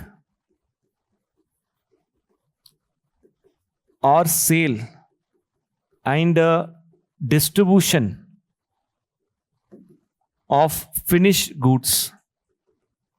Marketing, sale and distribution of finished goods is part of the tertiary sector. Example, if you are extracting creating brick, right? Ye part of which sector? It is primary. But if you're constructing a building, construction is part of which sector? Secondary. But let's say you are into real estate, purchase and sale of building. Which sector? Tertiary. Can you see how they are linked to one another? That is stone. Let's call it a stone. Stone. Okay? Getting a stone. So can you see here? One sector is linked to the another sector organically. Getting raw material, primary. Processing, secondary. Ultimately, sale and distribution, it is tertiary. Clear hai sabko? Everyone? Okay. Next. Okay, we'll take a break now of 5 minutes. Once we come back, I'll be covering the remaining part. Okay?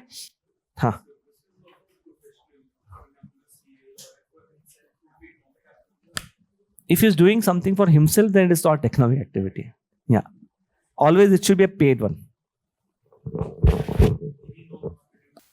Okay. So, I think I told you about the tertiary sector, right? Chalo, let's move to the next sector, which is quaternary sector. So, all of you have heard about primary, secondary, and tertiary, but there are two more sectors, quaternary and quinary. That is what we are going to cover as well. So, write down the next sector, which is quaternary sector. Any idea what is quaternary? Hemant? Value addition. Which requires some special skills. Acha, theek hai. Okay. When we say quaternary sector, it is that sector, the economy, which deals with either the creation of knowledge, or it may be with respect to dissemination of knowledge, where either you create knowledge or whatever knowledge you have, that knowledge you are transmitting. That is what is the quaternary. Example of that means, let's say, research and development. If people are involved in research and development, then it is part of quaternary. Or if people are in the field of education, even that is part of quaternary sector. Okay? Think of it like this. There is a person who is working in a pharmaceutical company. Pharmaceutical company is part of which sector? Primary, secondary, or tertiary? Pharmaceutical company. It is part of secondary sector. In that pharmaceutical company, there is a separate branch called as research and development branch. A person is working in that particular branch. Which sector will he be part of? He will be part of the quaternary. Let's say I'm a professor who is teaching in a university. In the first half of the day. In the first half of the day, which sector will I be part of? I'm teaching. I will be part of the tertiary. In second half, let's say I go and do research and development. Then quaternary.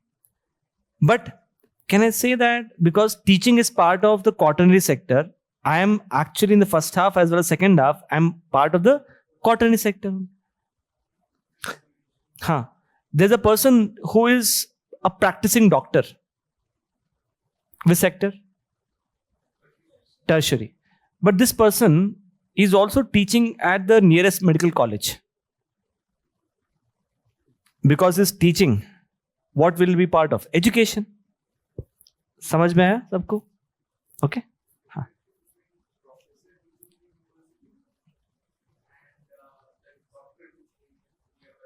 Nothing. No, he's a professor.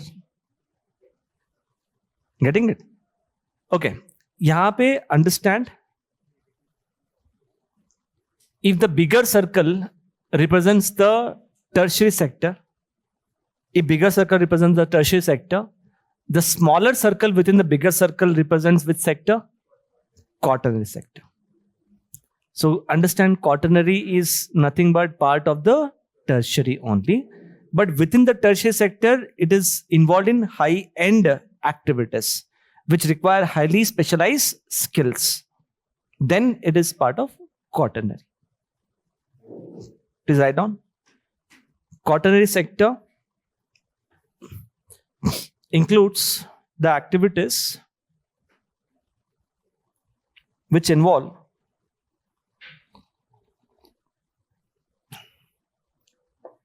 creation and dissemination of knowledge. Which involves creation and dissemination of knowledge. Which involves creation and dissemination of knowledge.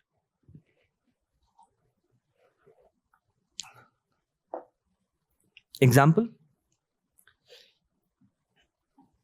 Research and development. Research and development, comma, education. Write note after this. Quaternary sector is part of the tertiary sector. Quaternary sector is part of the tertiary sector which require highly specialized skills.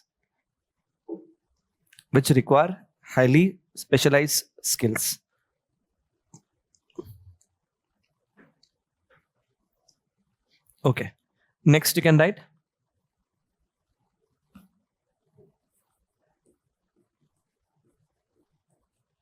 Quaternary sector.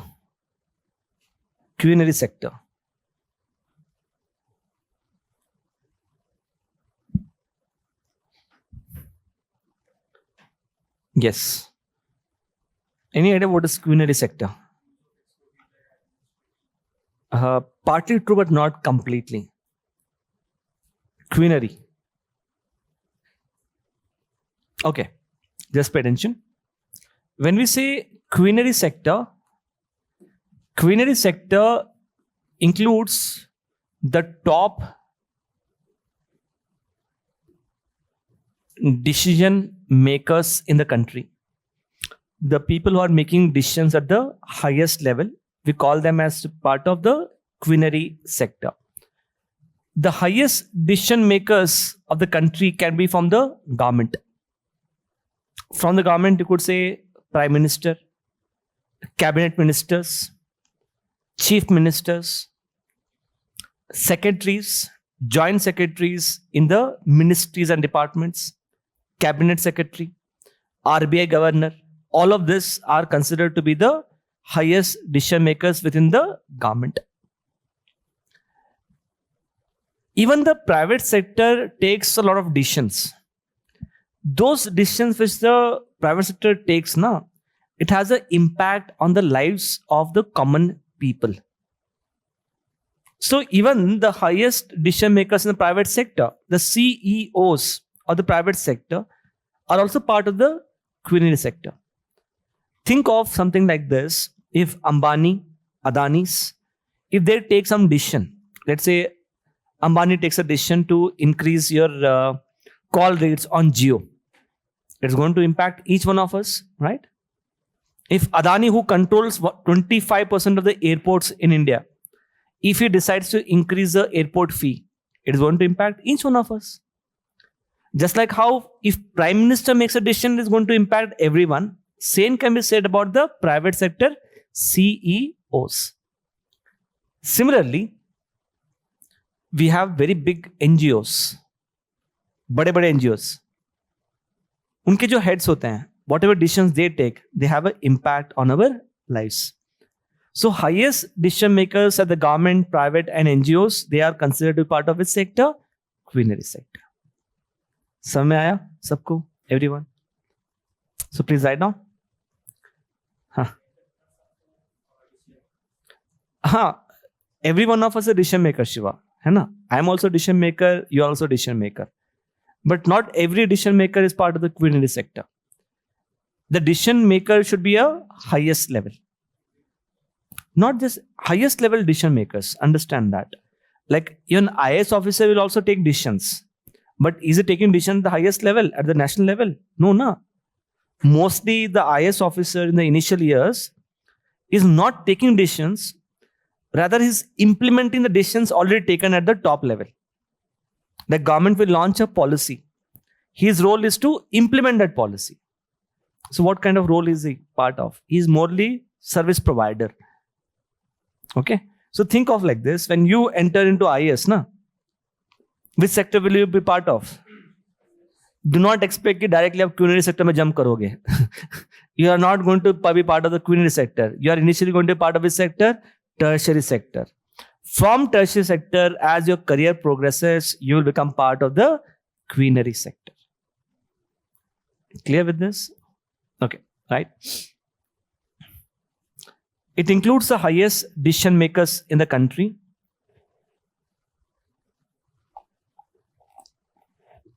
It includes the highest decision makers in the country from the government,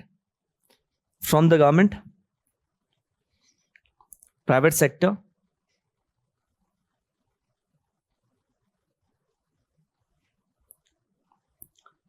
from the government, from the private sector and NGOs.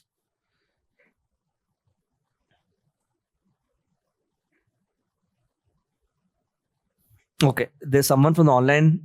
He's asking me to explain about marketable and non-marketable. I'll just explain this. Don't worry. So when you see goods are considered to be marketable and non-marketable. Yes, what's the difference between the two? क्या difference है? Marketable means you are producing goods for what? For sale in the market. Then it is marketable. Non-marketable goods means you are producing goods for whose consumption? Self-consumption. Farmer growing crops to be sold in the market, marketable. Farmer growing crops for his self-consumption, non-marketable. Both are considered as what? Both are considered as economic activity. When it comes to services, they can be marketable services where you are producing services to be sold in the market, and non-marketable services means you're not producing services which sold in the market, basically, right? Example of a marketable service, like IT company creating a software, right? Non-marketable क्या example हो सकता है? जैसे कि household work done by women. Only this marketable service is considered as a kind of economic activity. Doing household work is not considered as a kind of economic activity.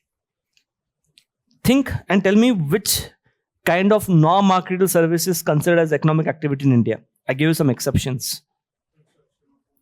If you are constructing your own house, that is one. And अभी तो बोला है तुमने. One is if you construct your own house, that is economic activity. Then unpaid helpers in the household enterprise. Only two things are considered as economic activity. Is that clear? याद रखना है. Out of the non-market service, only two services are considered as part of economic activity: construction of own house and unpaid helpers in the household enterprise. I think I have dictated that as well, no?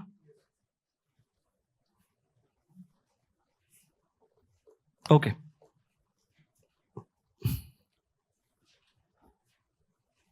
Okay. Continue. Quinary sector is also the sector. Quinary sector is also the sector which involves. Quinary sector is also the sector which involves creation of ideas, and rearrangement of ideas.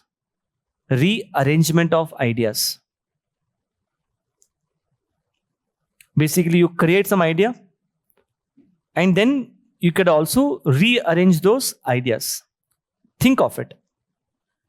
Government launched MG Narega scheme in order to provide for jobs to the rural youths. Can I say it's a new idea altogether?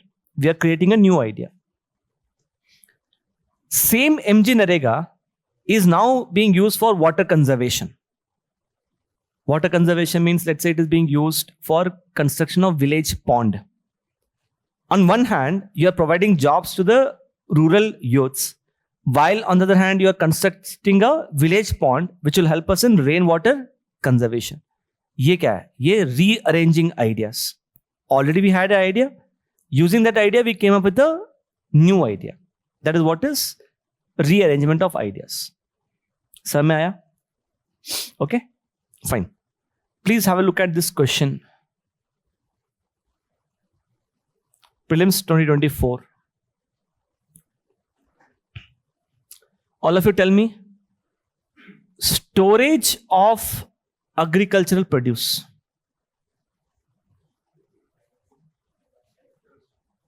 हाँ, Vaishali? But agriculture produce है ना यहाँ पे? It is not saying agriculture produce, producing agriculture commodities. It is saying what? Storage of agriculture produce. Storage is not primary. Storage is services. Because it is services, which sector will it be part of? Tertiary. Good. It should be part of the tertiary. Dairy farm. Swarnim, is it right? It is right. Dairy farm is primary. Everyone? Okay, good. Shiva, mineral exploration is tertiary. Mineral exploration is primary. Hemant, weaving cloth. If you're weaving cloth, it is a secondary sector. So right answer is what? Only one? Only two. ठीक है? Bharat, next question, 2022.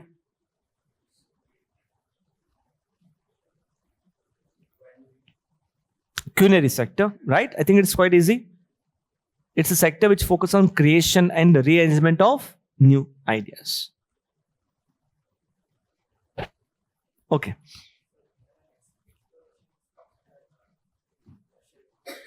Why?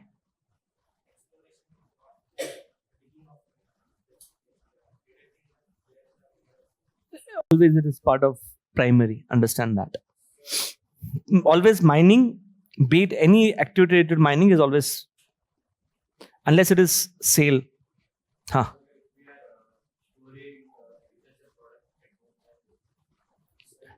Non-marketable service.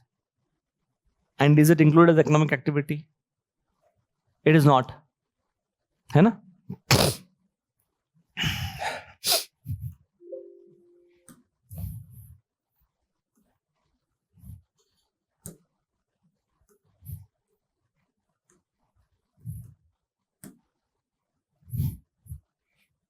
Saumya,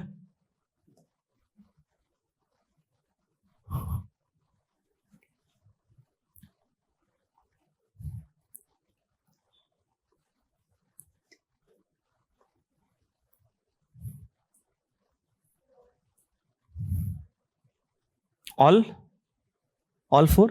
What is disguised unemployment, Soumya?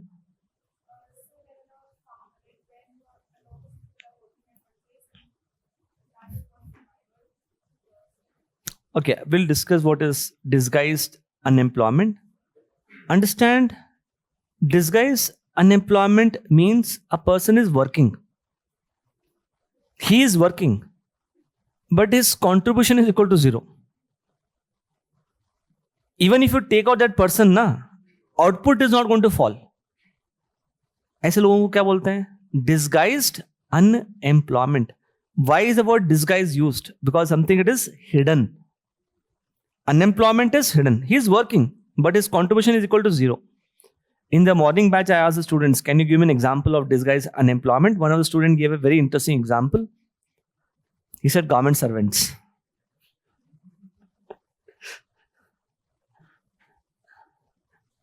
चलो आप बताओ example कोई. The whole family involved in agriculture. Let's say you must have heard about, in IT sector, you have heard about the concept of bench. Not heard of? Okay, in IT sector, there's a concept of bench. Bench means the IT employees are employed by the company, but they're not allocated to any particular project. Because they're not allocated to any project, they do not have any kind of work at all until they get a new project. Normally, people will be put on bench for 2 to 3 months. Within 2 to 3 months, if they don't get the job, if they don't get a project, they will fire them. Right? So those people who are on bench, what kind of employment that is? Disguised unemployment. There is a agricultural field, half acre. On that, only 2 people are sufficient to work. But in rural areas comprising of 7 members, all the 7 members are working. Additional 5 people are working. But even if you take them out, will the output fall? Output is not going to fall.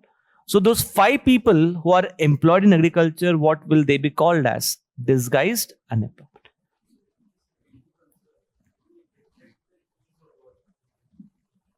Ease of work, as in? Huh. You should not think what is easy. You must always see what can be done more efficiently in economy. So economy में जैसे हम बोलते हैं, like I would say something like this. And good that you raised this point. An average person in India, how many hours should he work? You would say 1 घंटा काम कर देते sir, easy है उसके लिए, है ना? By your logic, you would say let him work only for 1 or 2 hours. That is easy for him. But is it optimum utilization of factors of production like labor? No, na? We must ask him to work for at least 10 to 12 hours. That is what is optimum. So that way you have to see economic efficiency wise. Clear? Okay. Okay. So what do you think? Workers in disguise and employment, are they part of economic activity or not? What is the meaning of economic activity? Someone who is involved in paid work. If they are part of disguise unemployment, they are actually getting paid for it. So it should be part of the economic activity. 1,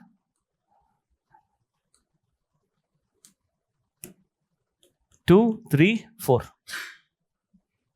Always remember, only 2 non-marketable services are included as economic activity. 1 non-market service is unpaid helpers in household enterprise. Second one is construction of own houses. Last, what's your name? Parth. Parth, sorry.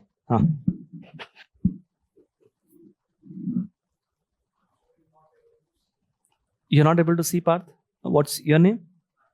Aditya. Acha, your name is? Anil and Aditya. I get confused. Aditya.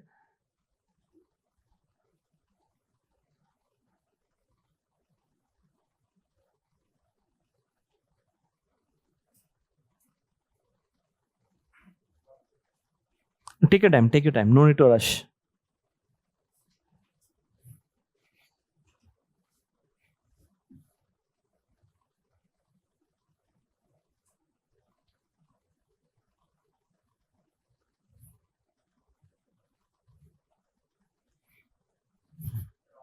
What's your name? Varun. All for Varun. Varun, oil refining. Is it a synthetic industry? Yes, Varun? What is synthetic, by the way? For one product?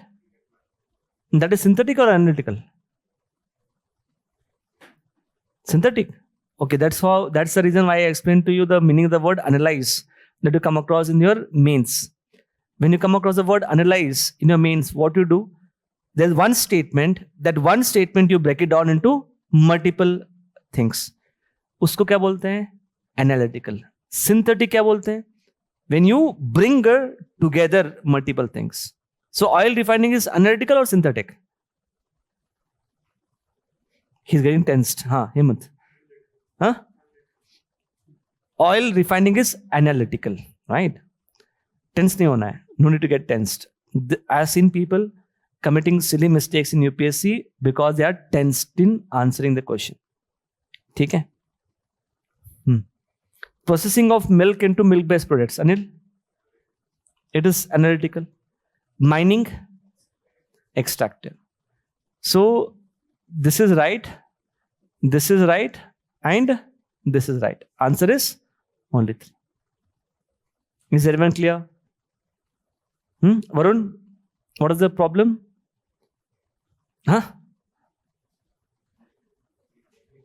Definition part. Okay. You said something else before. What did you say? Vaishali?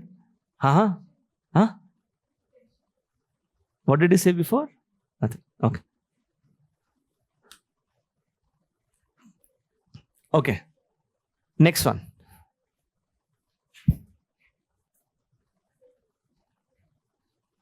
Parth, you have some eyesight problem? Then you're not able to see?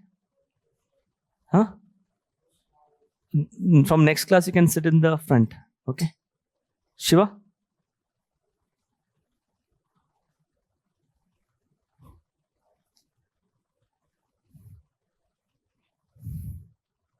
Surname? 1, 2, and Vaishali? Take your time. Samya. 2, 3 and 4. Ashu? हाँ ठीक है. Anil? 2, 3 and 4. Rohit, हाँ.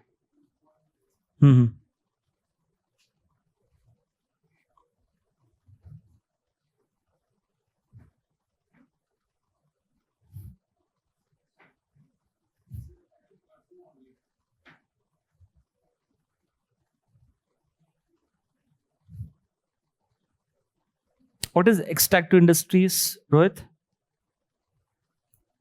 What's the meaning of extractive industries? Okay. Online students, you can also respond. Please let me know the answer to this question. Everyone, please respond.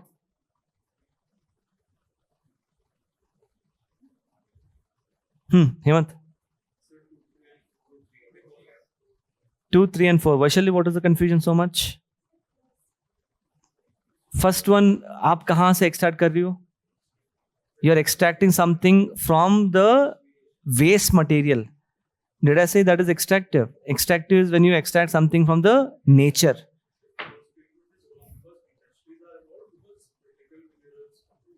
No, doesn't matter. It can be extracted. I'm not denying it, but we don't consider it as part of extractive industry. Going by the definition, extractive industry means it is something you extract something from the nature.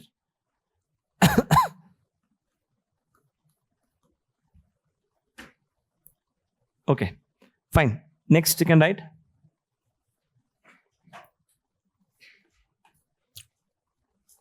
Categorization of sectors.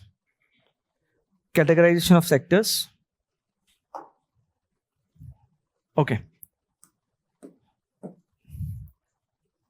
There's another way of categorizing sectors. One is primary, secondary, tertiary, quaternary, and quinary. The second type, which is agriculture, industry, and services. Please pay attention. When we say agriculture, it is same as, yes, which sector? Primary sector.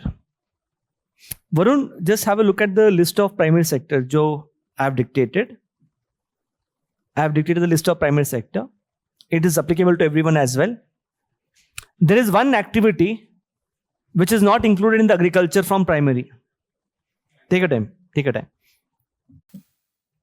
From the primary sector, there is one activity which we don't include it as agriculture. Which is that? Mining, no? Obviously. Because we have agriculture, livestock, forestry, fishing. All of this is agriculture only. Can I include mining as agriculture? No. So, agriculture sector is same as primary sector. From there, you have to exclude what? Mining and quarrying. Industry sector is same as, yes, secondary sector. Just have a look at the secondary sector, everyone. What all things is included there? It includes manufacturing, electricity, gas, and water distribution, then construction. Here you need to add something. What is that? Mining has to be added here. Because mining cannot be part of which sector? Agriculture. So mining kahan pe include hoga? In the secondary sector. And this is very interesting. Mining, if you categorize sectors as primary, secondary, and tertiary, mining becomes part of the primary sector. But if you categorize sectors as agriculture, industry, and services, mining becomes part of the industrial sector. Samajh mein aaya? And as far as services is concerned, it is same as, yes, tertiary sector. Please write this down. I hope it is self-explanatory to everyone, no?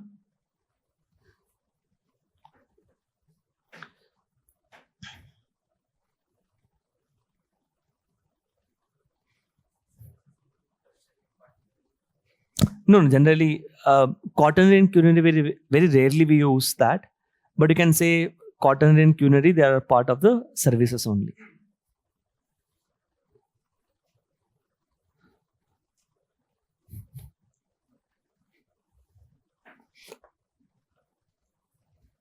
ठीक है everyone? आशु समझ में आ रहा है? चलो good.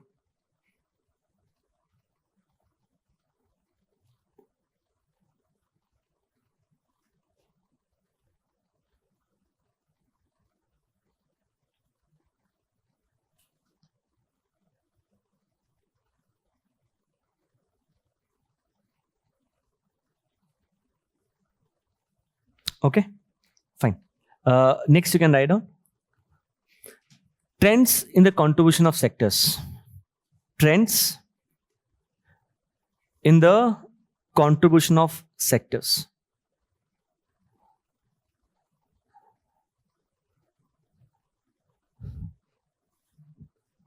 हाँ, स्वर्णिम, among agriculture, industry and services, 3 sectors हैं. इस सेक्टर में से ऐसा कौन सा सेक्टर है जिसका कंट्रीब्यूशन टू जीडीपी सबसे हाईएस्ट है इंडिया में? Remember we discuss the GDP, right? Gross domestic product, production of goods and services. Which sector do you think accounts for the highest contribution to our GDP? You cannot say both, so you have to say only one. Agriculture, industry and services. Yes? Services sector. Among agriculture, industry and services, which sector you think accounts for the highest share in terms of employment? Agriculture. So just have a look at this.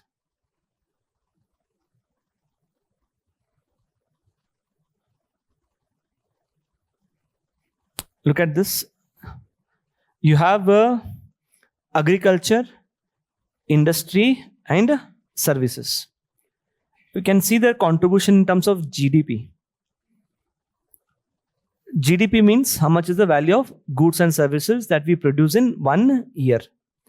If you are producing goods worth 100 rupees in 1 year, goods and services worth 100, 54 rupees is being contributed by services. Just look at all the services that I have told you. Trade, transport, communication, storage, real estate, IT, BPO, financial sector, financial services, all of that account for the highest share. Followed by industrial sector, 28. And can you see the agriculture sector contribution? It is just 18%. But can you see in terms of employment, who is accounting for the highest share? Agriculture, 46. Services sector is accounting for what percentage of employment? 30%. Why? Why is percentage of employment in services sector so low? Huh? More efficient in production, because we say in service sector we don't need more people.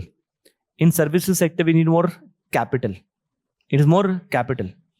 And services sector require very highly skilled people. Okay? So please take this down. Not the top one, only the contribution in terms of GDP and employment.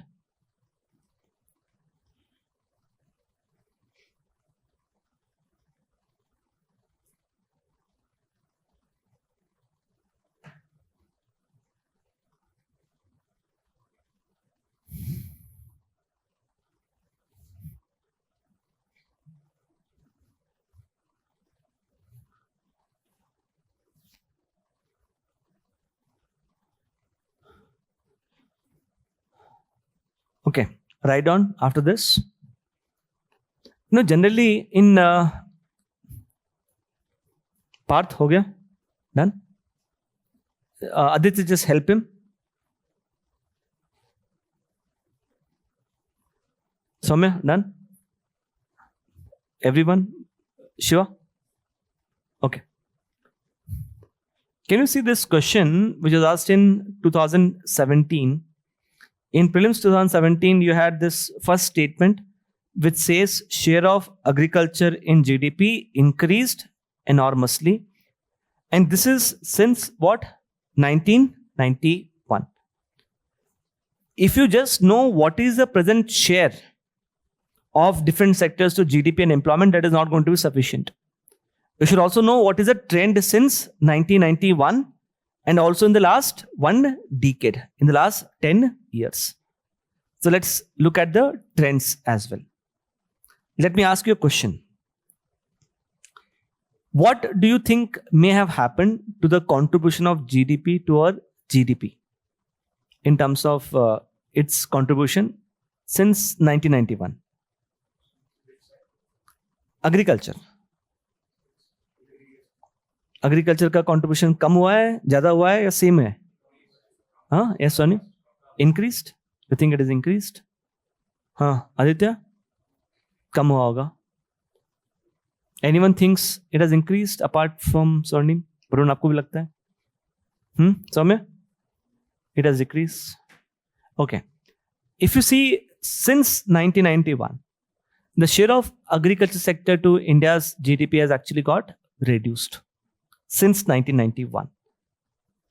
Okay. Share of agriculture sector to GDP has reduced and the share of services sector to our GDP has increased since 1991. Okay. So right after this, trends. Under that, first one, share of agriculture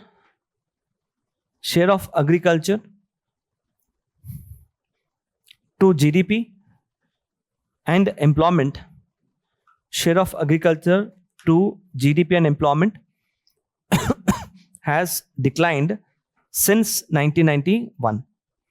Share of agriculture to GDP and employment has declined since 1991. Second,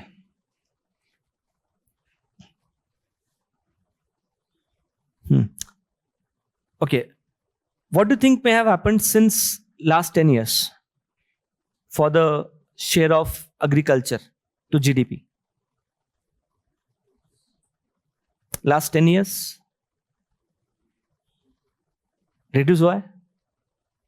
This is very surprising, right? Right? The share of agriculture, second point, the share of agriculture to GDP has remained constant. At 17 to 18%. Has remained constant at 17 to 18% in the last decade. Full stop. However,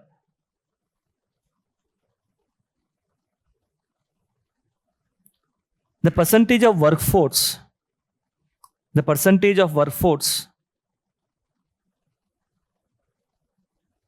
employed in agriculture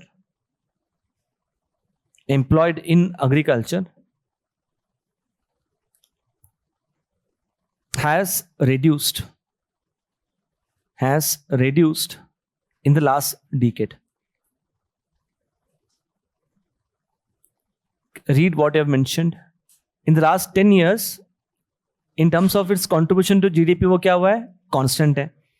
But in terms of percentage of employment, क्या हुआ है? Decrease हुआ है. But can you tell me what may have happened during COVID? Contribution in terms of employment. During COVID, it actually increased.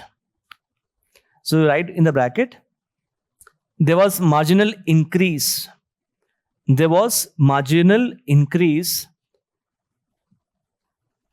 In employment. There was marginal increase in employment in agriculture during COVID.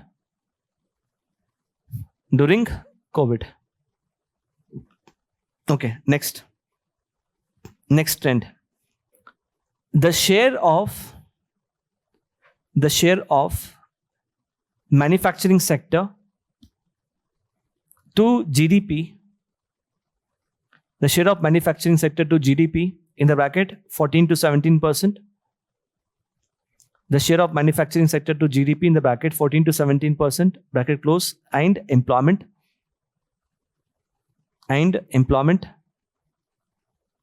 in the bracket write 11 to 12%, and in the bracket 11 to 12%, bracket close, has remained stagnant since 1991. So when we say how much is the manufacturing sector contributing to GDP, वो constant है, 14 to 17%. To employment also it is constant. How much it is constant? 11 to 12%. Constant since when? 1991. That's the biggest reason of which shows the failure of manufacturing sector of India. We'll discuss the reasons for the failure of manufacturing sector in the mains. वो industry है. Industry में क्या क्या include होता है? Mining, enquiring, manufacturing, electricity, gas, water supply, as well as construction. Next, right, the share of services sector. Last one, the share of services sector to India's GDP as well as employment. The share of service sector to India's GDP as well as employment has increased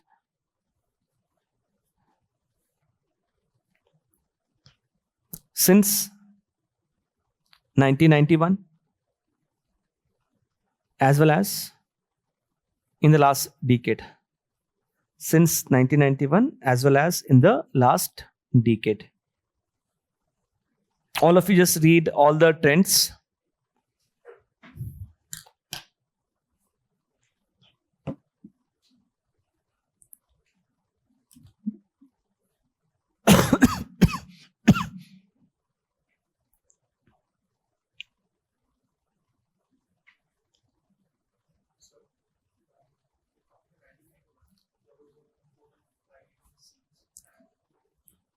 There was what? Huh.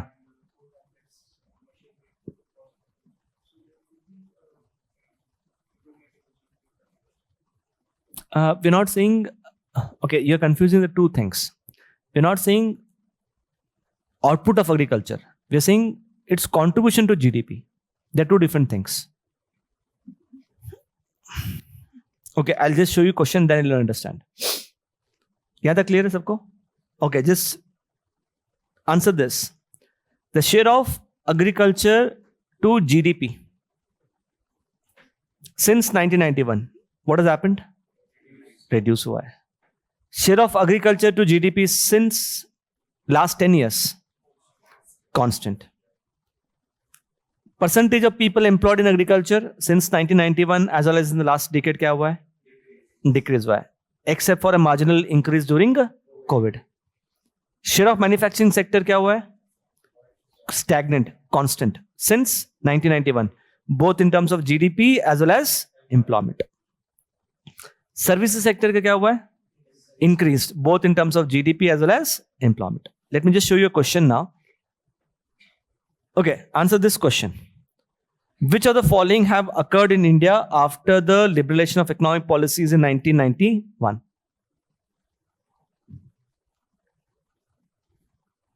Is the first statement correct by any chance? Share of agriculture in GDP increased enormously. It has not increased, it has decreased.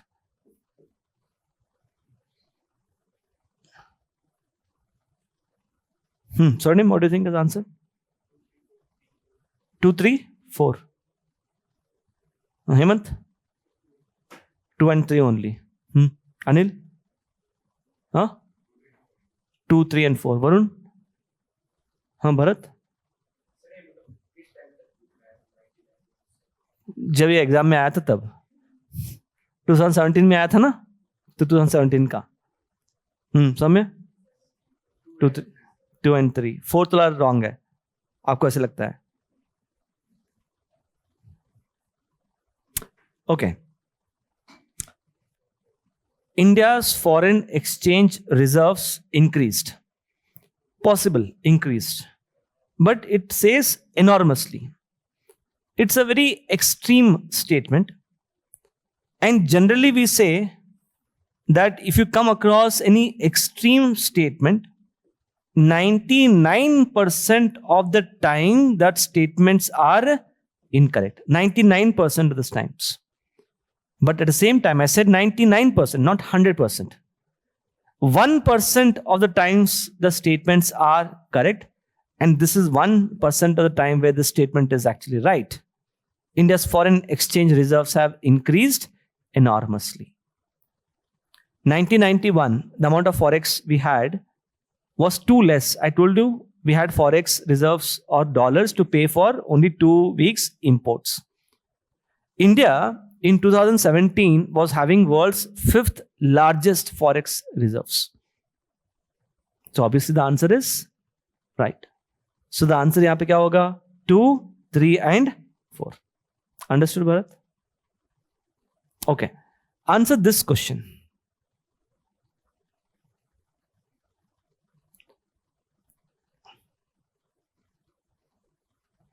Okay.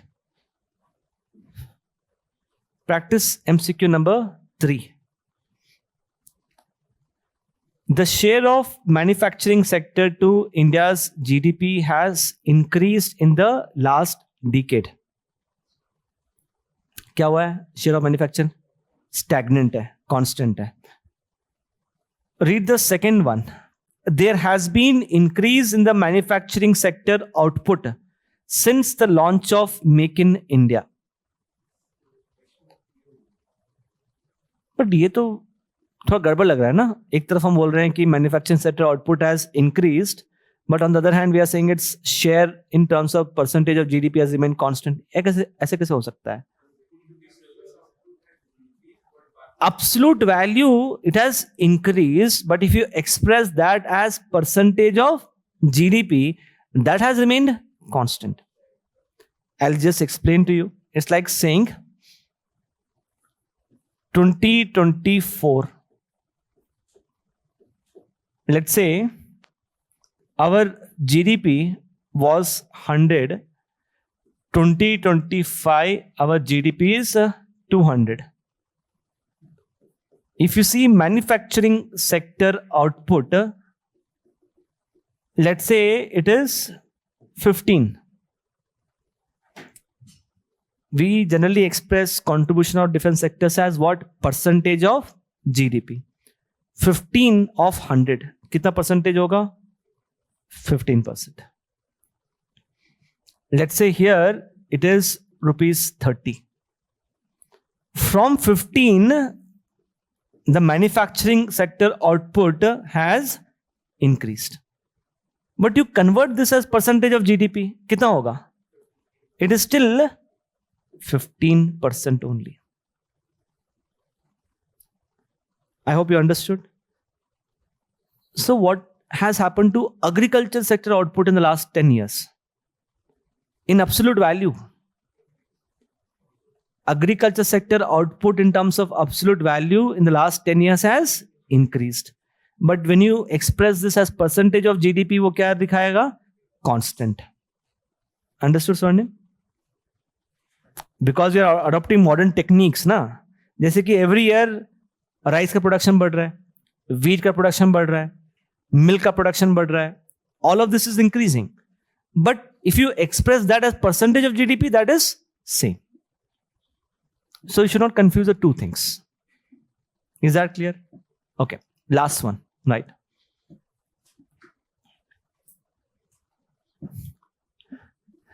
Subsector wise classification.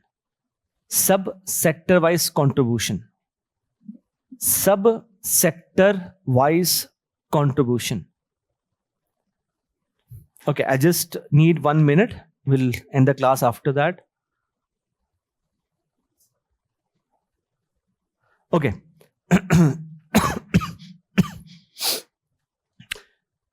We have discussed between agriculture, industry and services. Which sector is accounting for highest share? Services. ये आपको पता है, and UPSC को भी पता है कि आपको पता है. So UPSC will probably not ask this. Instead of asking that, you know what UPSC might ask? Among these subsectors, UPSC will ask you which subsector accounts for the highest share? Did you get my question? Yes, Anil. Which one do you think accounts for the highest share? Huh? Service sector, to I told you that only, na? How can you ask UPSC in which sector? UPSC is asking among all these subsectors, which sector accounts for the highest share? Agriculture? No.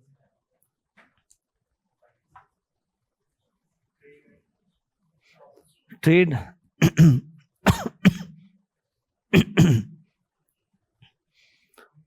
This is from the latest data, latest report.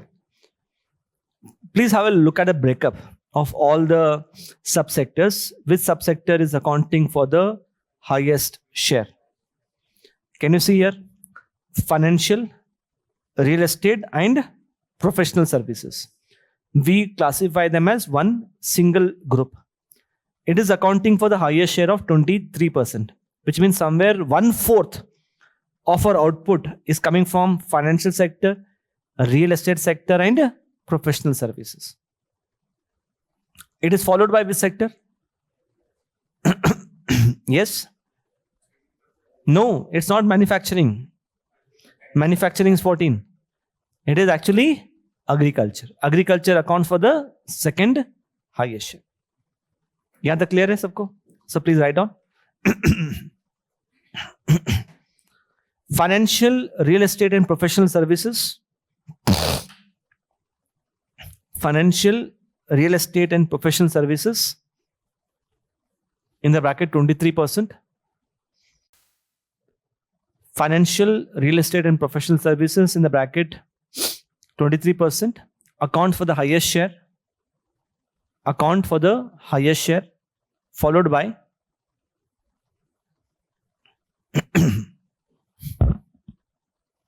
agriculture, followed by agriculture. In the bracket, write 18%.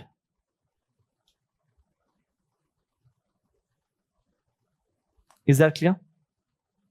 Everyone? Okay. Just look at the list of topics, everyone, which I shown you at the start of the chapter.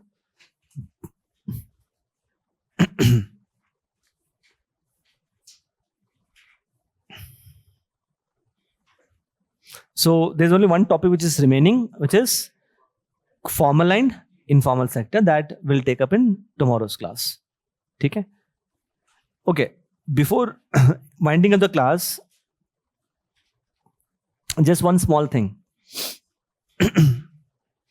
If I ask you what kind of superpower you want in your life, सोचो, कोई आपको वरदान दे रहा है, super power.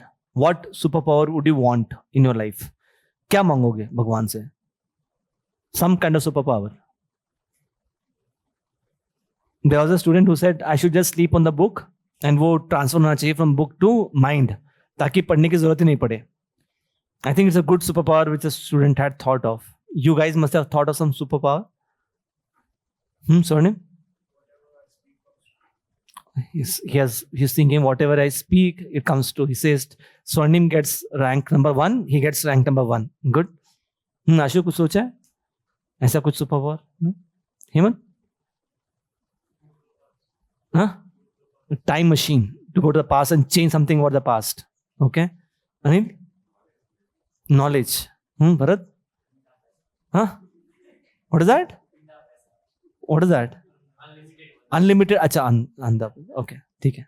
Parth? See the future. Okay. Vaishali? Sare dreams. Okay. I thought a lot about my own superpower.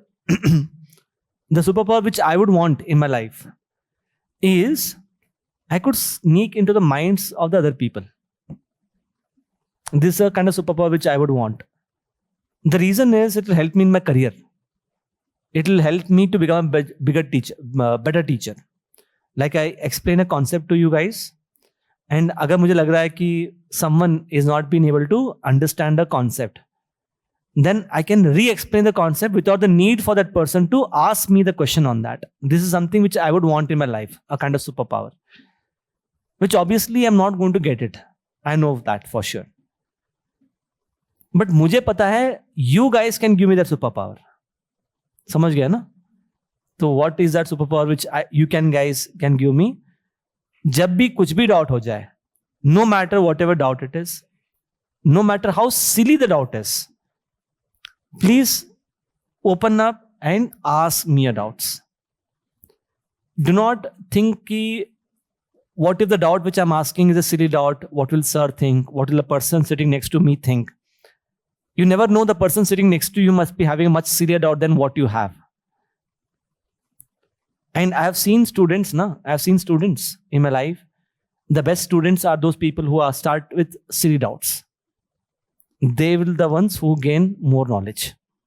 So do not be afraid to ask doubts. The more doubts you ask, it is better for me, because it will help me to get that kind of conceptual clarity when I'm teaching something. Okay? And this is my number. इसके बोलने के बावजूद भी अगर आपको लगता है नहीं क्लास में नहीं पूछना है, you can always reach out to me. This is my number. ठीक है?